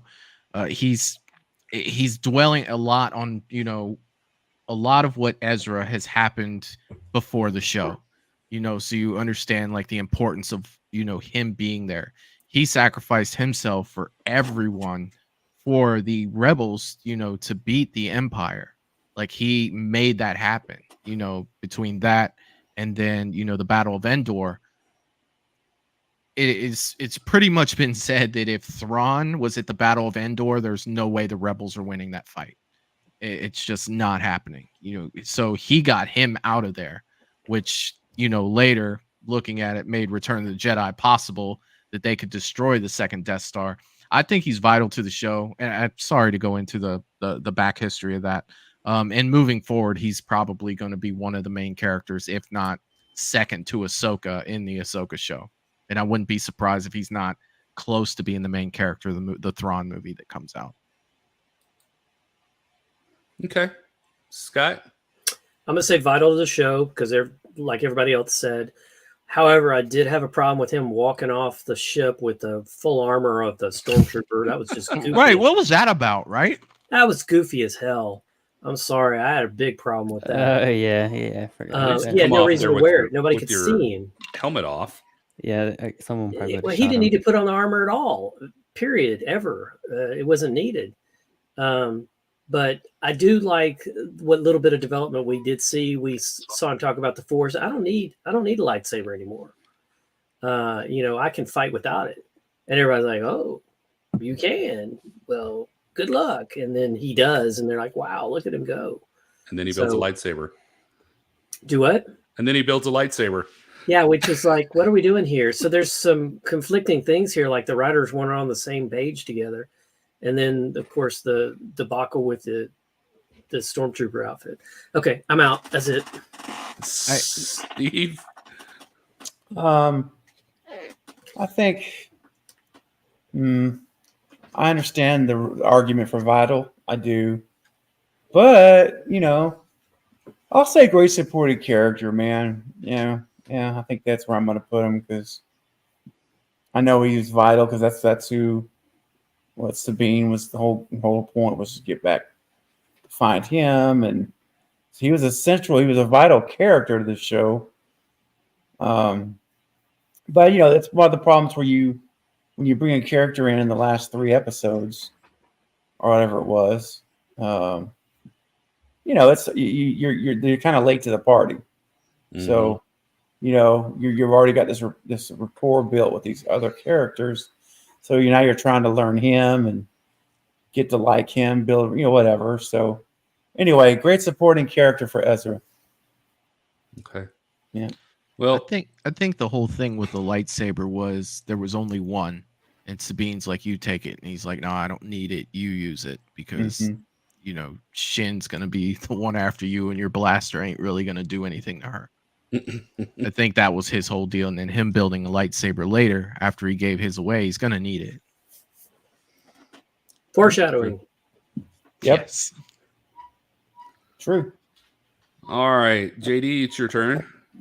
I'll take the guy with the double lightsaber. Oh, Does he have a name? Merrick. Oh, right. I would say could have been a better character. They made him seem like he was gonna be somebody, and I know there was like rumors that he was gonna be like Star Killer or something because Yeah. the name Merrick was close to whatever Star Killer's real name was. But then they killed him and he just turned to dust, and that was it, I think. He So smoked. yeah. So I would say they could have done something with him, made him Yeah. somebody or something, but it seems like he was just a mini boss. He was. He maybe a lieutenant. Like, you Yeah. know what I mean? Like They killed him too fast. Yeah. All right. So you put him at could have been a better character. Yeah. All right, Michael. Drop him on the bottom, dude. Like, I think that's so much of a waste. We were building him up to be somebody awesome, but he was, at the end of the day, he was just basically a stormtrooper with a lightsaber. So I'm putting him in trash character, and a total waste. Scott. Trash. I was confused by his presence completely. So I was thinking it was something from Clone Wars and Rebels, and I was confused. Trash. All right, Steve. Which character are we on? Merrick, this guy with the double lightsaber. Oh yeah, underwhelming for sure. Let's see. What's the one above total trash? I got to run it. It's small. You'll be cool if you do it. Everybody's doing it, Steve. Yeah, everyone's going to the trash compactor, man. Not really needed in the show. I'm gonna go not really needed. Yeah, he really wasn't. Yeah. So JD did could have been a carrot better. We got 2 for trash and then 1 for not really needed. You know, I'm gonna say, shoot. I'm gonna say Idol to the show. Yeah, he was a great supporting character. No, I'm gonna say, oh man, I don't want Make to put him vital, Michael. Just do it. I don't want to put him as trash because I thought, you know, him and Ahsoka, when they had that duel, or they were fighting each other on Corellia, it was awesome. And he like threw that lightsaber and it was like a boomerang and it came around, almost chopped her head off. And she just like moved She out of just the way. like kind of tilted her head and he jumped up on the spaceship. I would say I would have to agree with JD. He could have been a better character. Yeah, the tie. So Steve, man, you got to be the tiebreaker. Actually, Russell said could have been a Steve had better to- Steve character. had to step away. Oh, There you go. all right. Okay. JD, that was yours? Yep. Merrick? Okay. All right. Michael? Give me the blue guy on the end. That's that guy, right? That's the asshole. Yeah, that's Trash character. He's a spy. I swear to God, that guy's a spy. Yeah, I didn't like him. I think he for right now he's trash. Unless we're gonna find out that he's like a double agent or something for Thrawn. But he's got to be like I thought when he was hammering Hera, I thought he was like an Imperial agent or something. yeah, for right now I'm going with the trash character. His name is Senator Ziano. All right, Scott.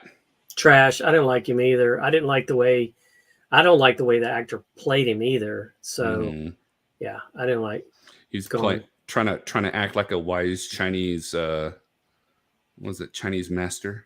I thought it was like William Shatner playing the part. Give me a break. Overacting. All right, JD, what do you think?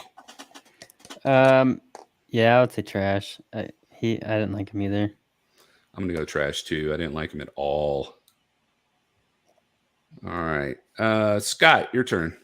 Okay, so let's do young Ahsoka for 1,000. All right. I thought the actress that played young Ahsoka did an incredible job. Mm-hmm. I believed it. I thought she was young Ahsoka. Once I figured out what was going on, I think it was vital to the development of Ahsoka and coming out of her funk or whatever. And so I'm going to say vital. Okay. JD.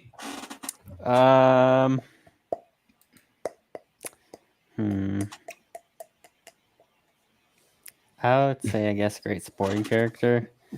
I mean, she played her part. It wasn't a big part, but it just played her part of showing that she was young Ahsoka and their time during the Clone Wars. So, and like you said, it was believable that it was actual young Ahsoka. So, yeah, I would say it's a great supporting character.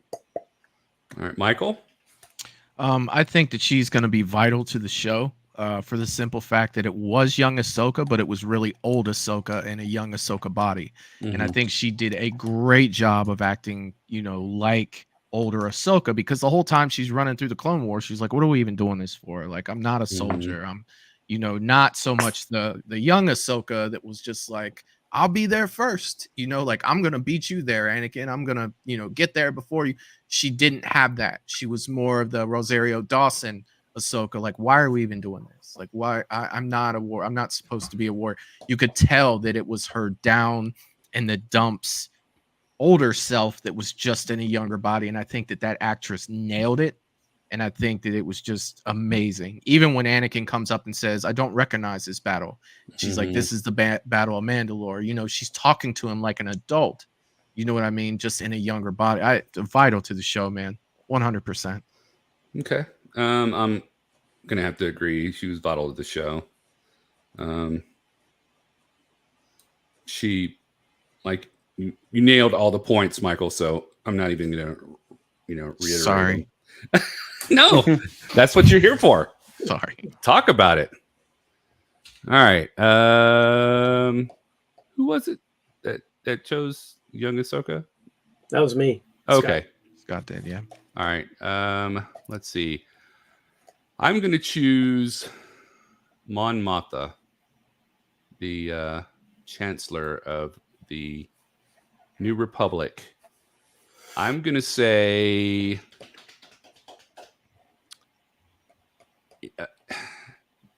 if Ahsoka, I'm sure, they always try to bring politics into these, Star Wars movies. And, it's just, I think she wasn't really needed in the show. It was cool seeing her because she was in Andor and she, the same person. So I don't know. I just think she wasn't needed. JD, what do you think? Yeah, I would say the same. Not really needed. She just played that small role that she had to play. She did a good job, but it was kind of minimal. Yeah. Michael? Yeah, I agree 100% with you guys. I don't feel like she was needed. She was just kind of like that bridge between Leia because they couldn't get Carrie Fisher there, because she's passed on. She was just kind of that bridge and not really needed. Okay. Scott? Yeah, I think they could have written it differently to where she wasn't in that whole scene could have gone away. Yeah. That whole storyline. Okay. JD, your turn. I guess I'll say Morgan because that's the only one I recognize. Morgan Elspeth. Yeah. All right. I would say she was vital to the show. I mean, she was a big part of the first, almost all the episodes up down to her last fight where she died. So I would say she was vital. Okay. Michael? I agree with JD 100% because they don't get the Thrawn without her. So she always plays a role well. She was great in The Mandalorian where Ahsoka caught her and was like, where is Grand Admiral Thrawn? And to hell, man, she threw down with Ahsoka in The Mandalorian with a spear, right? Yeah. So hell yeah, man. But she was vital to the show. The story, she was the antagonist, up until finding Thrawn. Okay. Scott? So hold it. So I missed that part watching Mandalorian. So she fought Ahsoka in the Mandalorian with the sphere that the Mandalorian eventually melted down. Oh, I didn't make that connection. No. So thank you very much. I appreciate that. It sucks when you watch these things by yourself and you don't know who's who, and not everybody gets named, or you don't remember the name because you're old. So vital. Okay. Yeah, I'm going to go with vital too. I think she was so she held the creepiness really well. Only thing I don't understand is Dathomir is where the sisters lived. Mhm. How did those sisters end up in the other galaxy? Were they on the ship with Thrawn when he got thrown over there, or were they just living in that other galaxy? Because I think that they originated from that galaxy first, and then they came over to the existing galaxy that the Republic was in. But I mean, if you look at the Clone Wars, and when Dooku goes to Dathomir, the mother of the mother witch or whatever, she looks just like what those witches look like. So I don't know. It's got a whole bunch of question marks for me. I'm going to say they were exiled there. Hmm. That's going to be my call. Okay. I'm gonna kind of just opt out of the question and say unclear. No ideas. All right. Unclear. All right. Who's next? Is that you, Michael? Okay. I'm gonna go with Jason. Jason, the little Jason Syndulla, Hera's son. Yeah, I think that he is a great supporting character. He's the product of Hera and Jars. thank you. And he showed, that he was his son. He very force sensitive character, new to the show. He was not in Rebels. He was not born yet.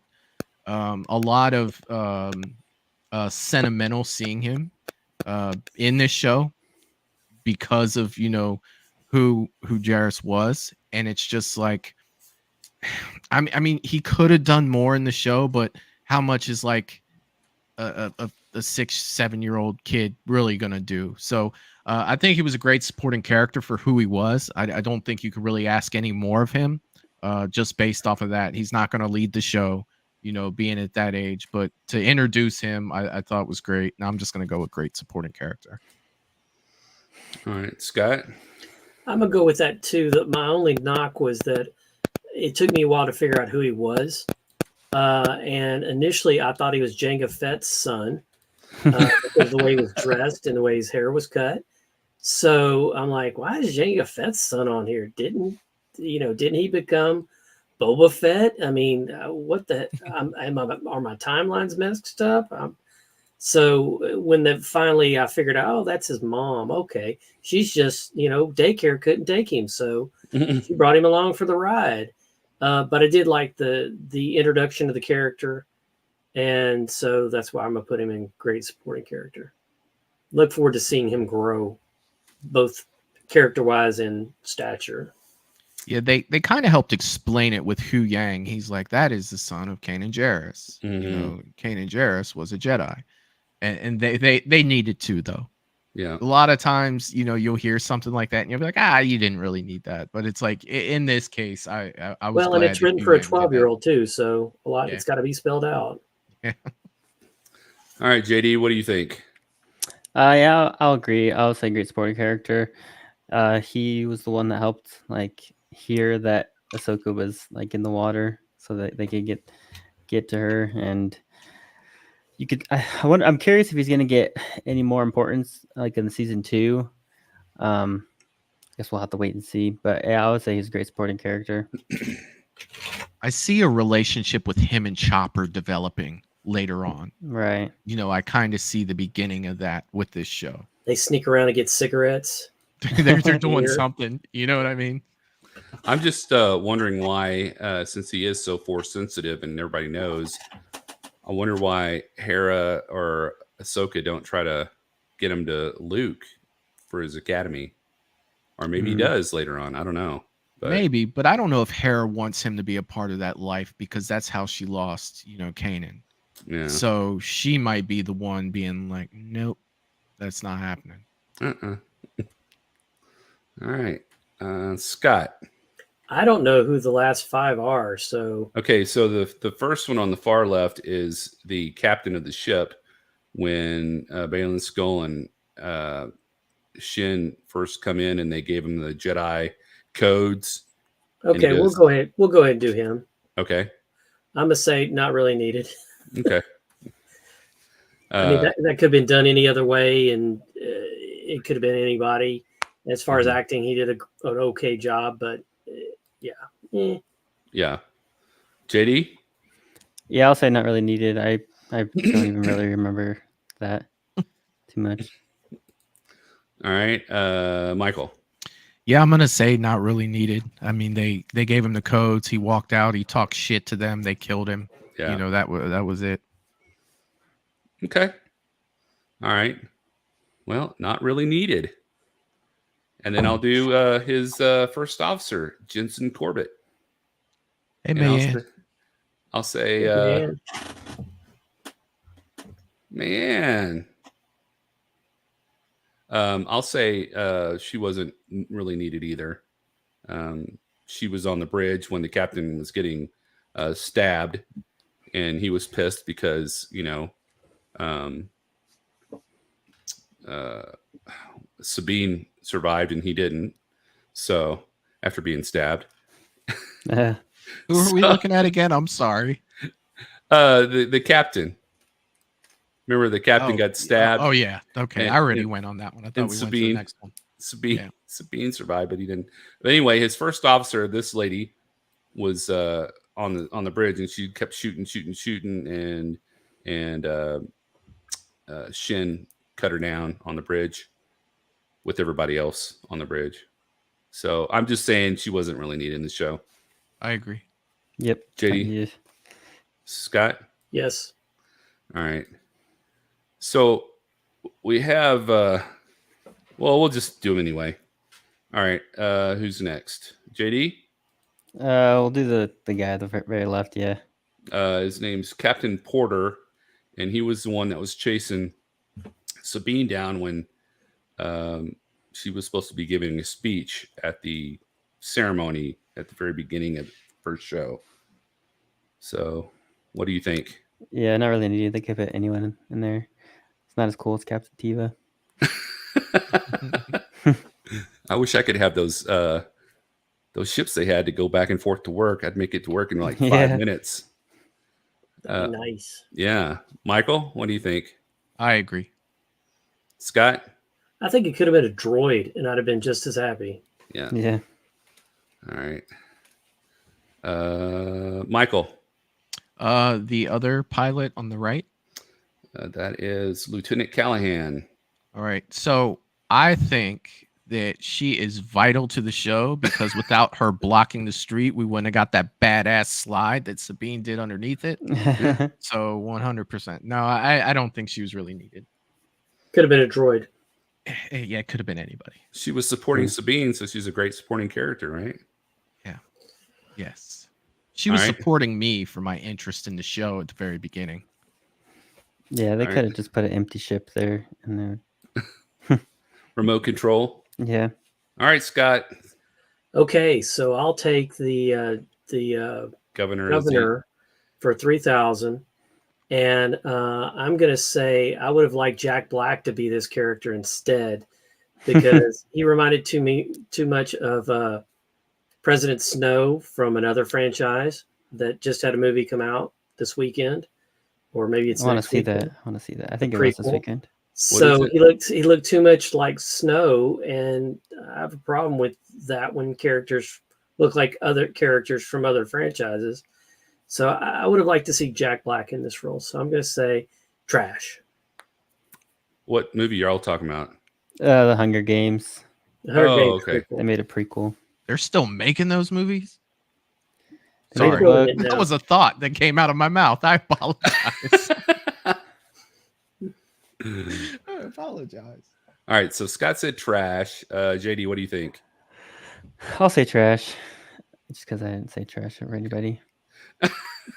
Process of elimination. You're trash talking the last guy. Yeah. All right, Michael. Yeah, he's definitely not needed, but I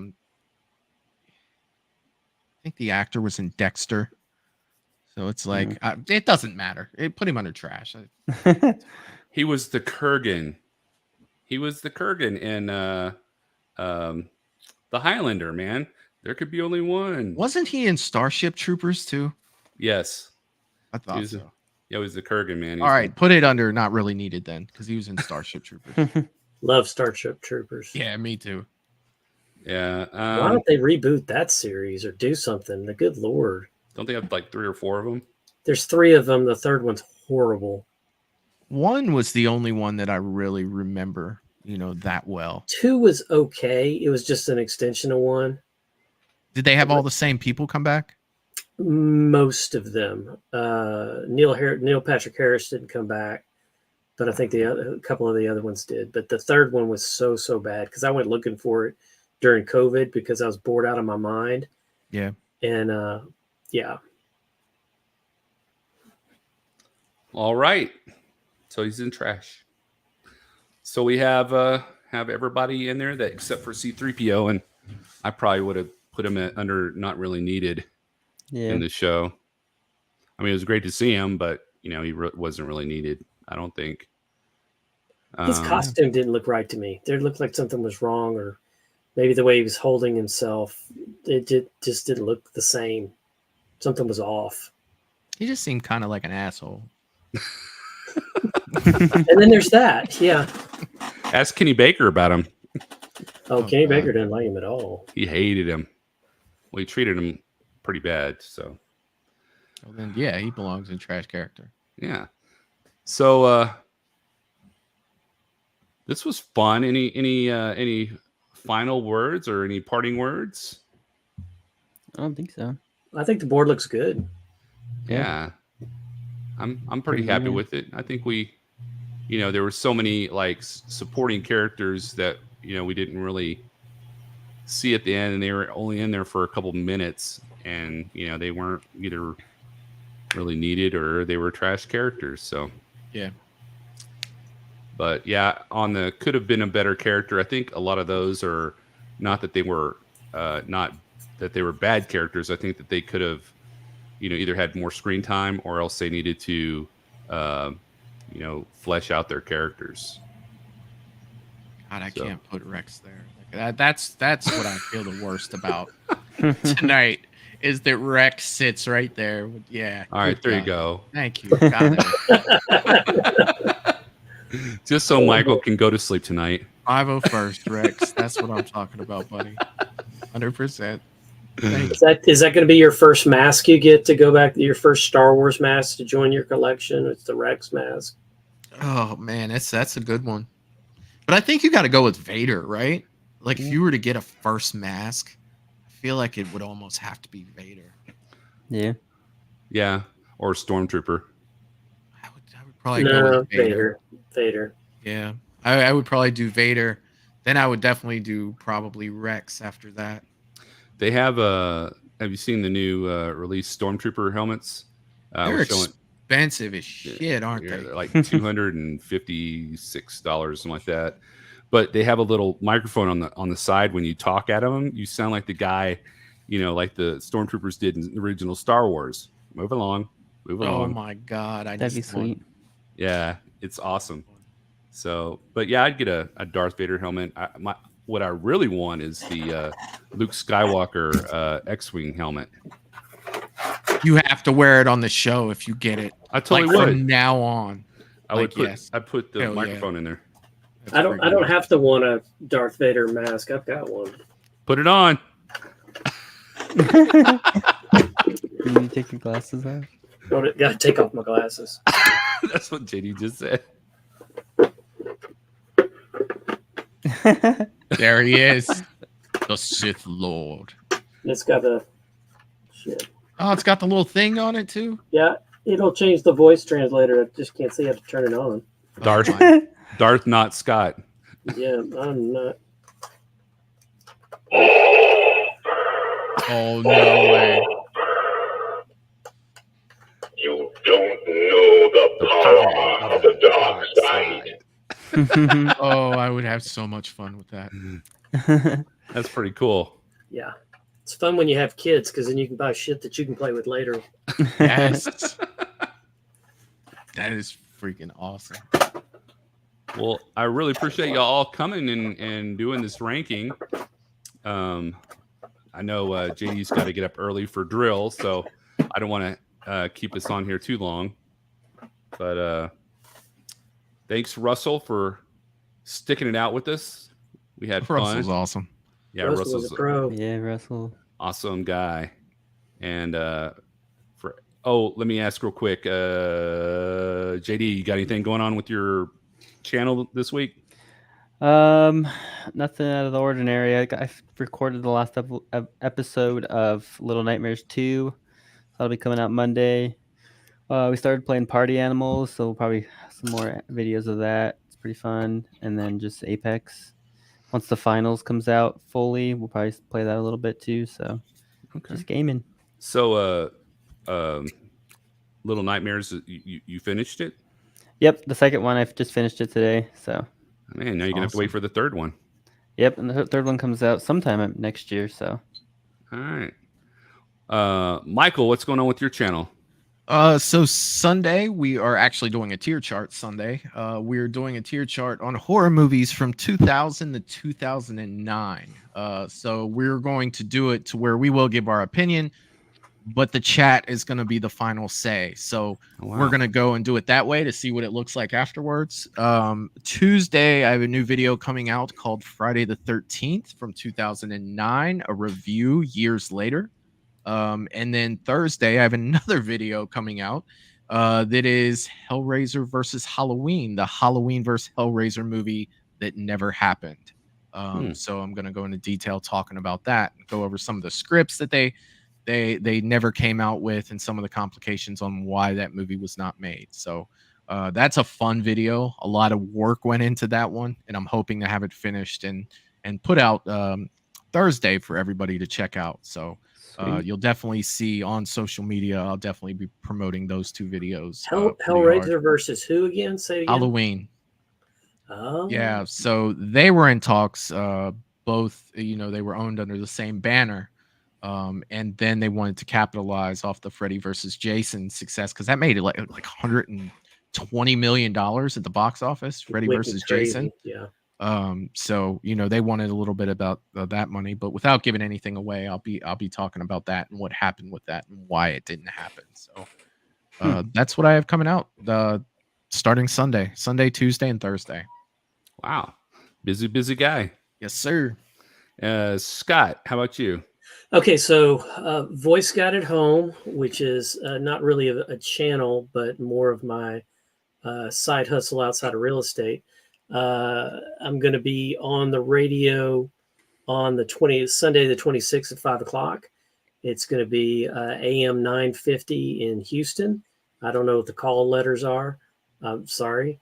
But they have me on interviewing me to talk about real estate, my real estate teaching, and then my Voice Guide at Home. So there will be some components that'll end up being uploaded to YouTube. So I got to get my damn haircut tomorrow. So that's what I get to do. Excellent. Steve, are you on? I guess he's still off. All right. Well, what about you, Mike? What's next? What's next? I think on Friday, I'm going to try to have a live watch of either. Oh, crap. Black Hole. The Black Hole. No. You don't like that movie. No, I do. It's a fine movie. But I was thinking there were some other ones. Total Recall, the original with Arnold Schwarzenegger, or oh man, I can't even think of the name now. Anyway, yeah, I'm going to put up a poll on my community tab. So go to my community tab on my homepage and check out the poll I put out and vote for what you might want to watch on Friday after I get it posted. let me know when you do your next poll for your Black series so I can vote for Alea Sakura. All right, sure will. And then, I don't think anything's going to be happening on Thursday with my other Movie Bros React channel since that's on Thanksgiving. So.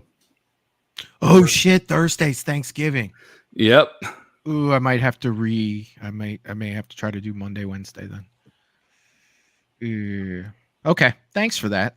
By the way, I would have remembered that halfway through the week next week. The day before. Oh no. Like, oh no. Yeah. So besides that, I think the following week I'm going to try to do a live ranking of the Boba Fett series since Steve likes it so much. So I'll be sending y'all an invite if y'all are available. Oh yeah, man. And that's about it for me. Anybody else got any last minute things they want to say? I don't think so. I want to hear from Russell. Did you watch the Monarch of Monsters? Are you still with us? Yeah, there's just a delay from when we're talking on here to YouTube. It's like 15 to 20 seconds. Oh my. Yeah, it kind of I sucks. saw the trailer for it the other day, and I like Kirk Russell, so I'm really interested in it. Okay, not yet. All right, well, you had me at hello, so I'll be watching it. You guys saw the trailer for the new Godzilla -1? I haven't seen that one yet, though. Oh my god, dude, check it out. Godzilla -1 trailer number 2. Who's in it? It was made in Japan. Oh, so that makes it awesome. It is a new old school Godzilla movie. Godzilla is Godzilla. He's not the hero. He's freaking Godzilla. You know, he's coming to trash the place. Tearing stuff up. Is he in the foam suit? No, dude, he looks freaking fantastic. He looks absolutely amazing. Okay. All right. Well, that sounds good. I like Godzilla. All right, everybody. I hope everybody has a great, wonderful Thanksgiving if I don't see you. Yeah. And may the force be with you. Everybody have a great week coming up. Happy Thanksgiving, everyone. To each other. Happy Thanksgiving. All right.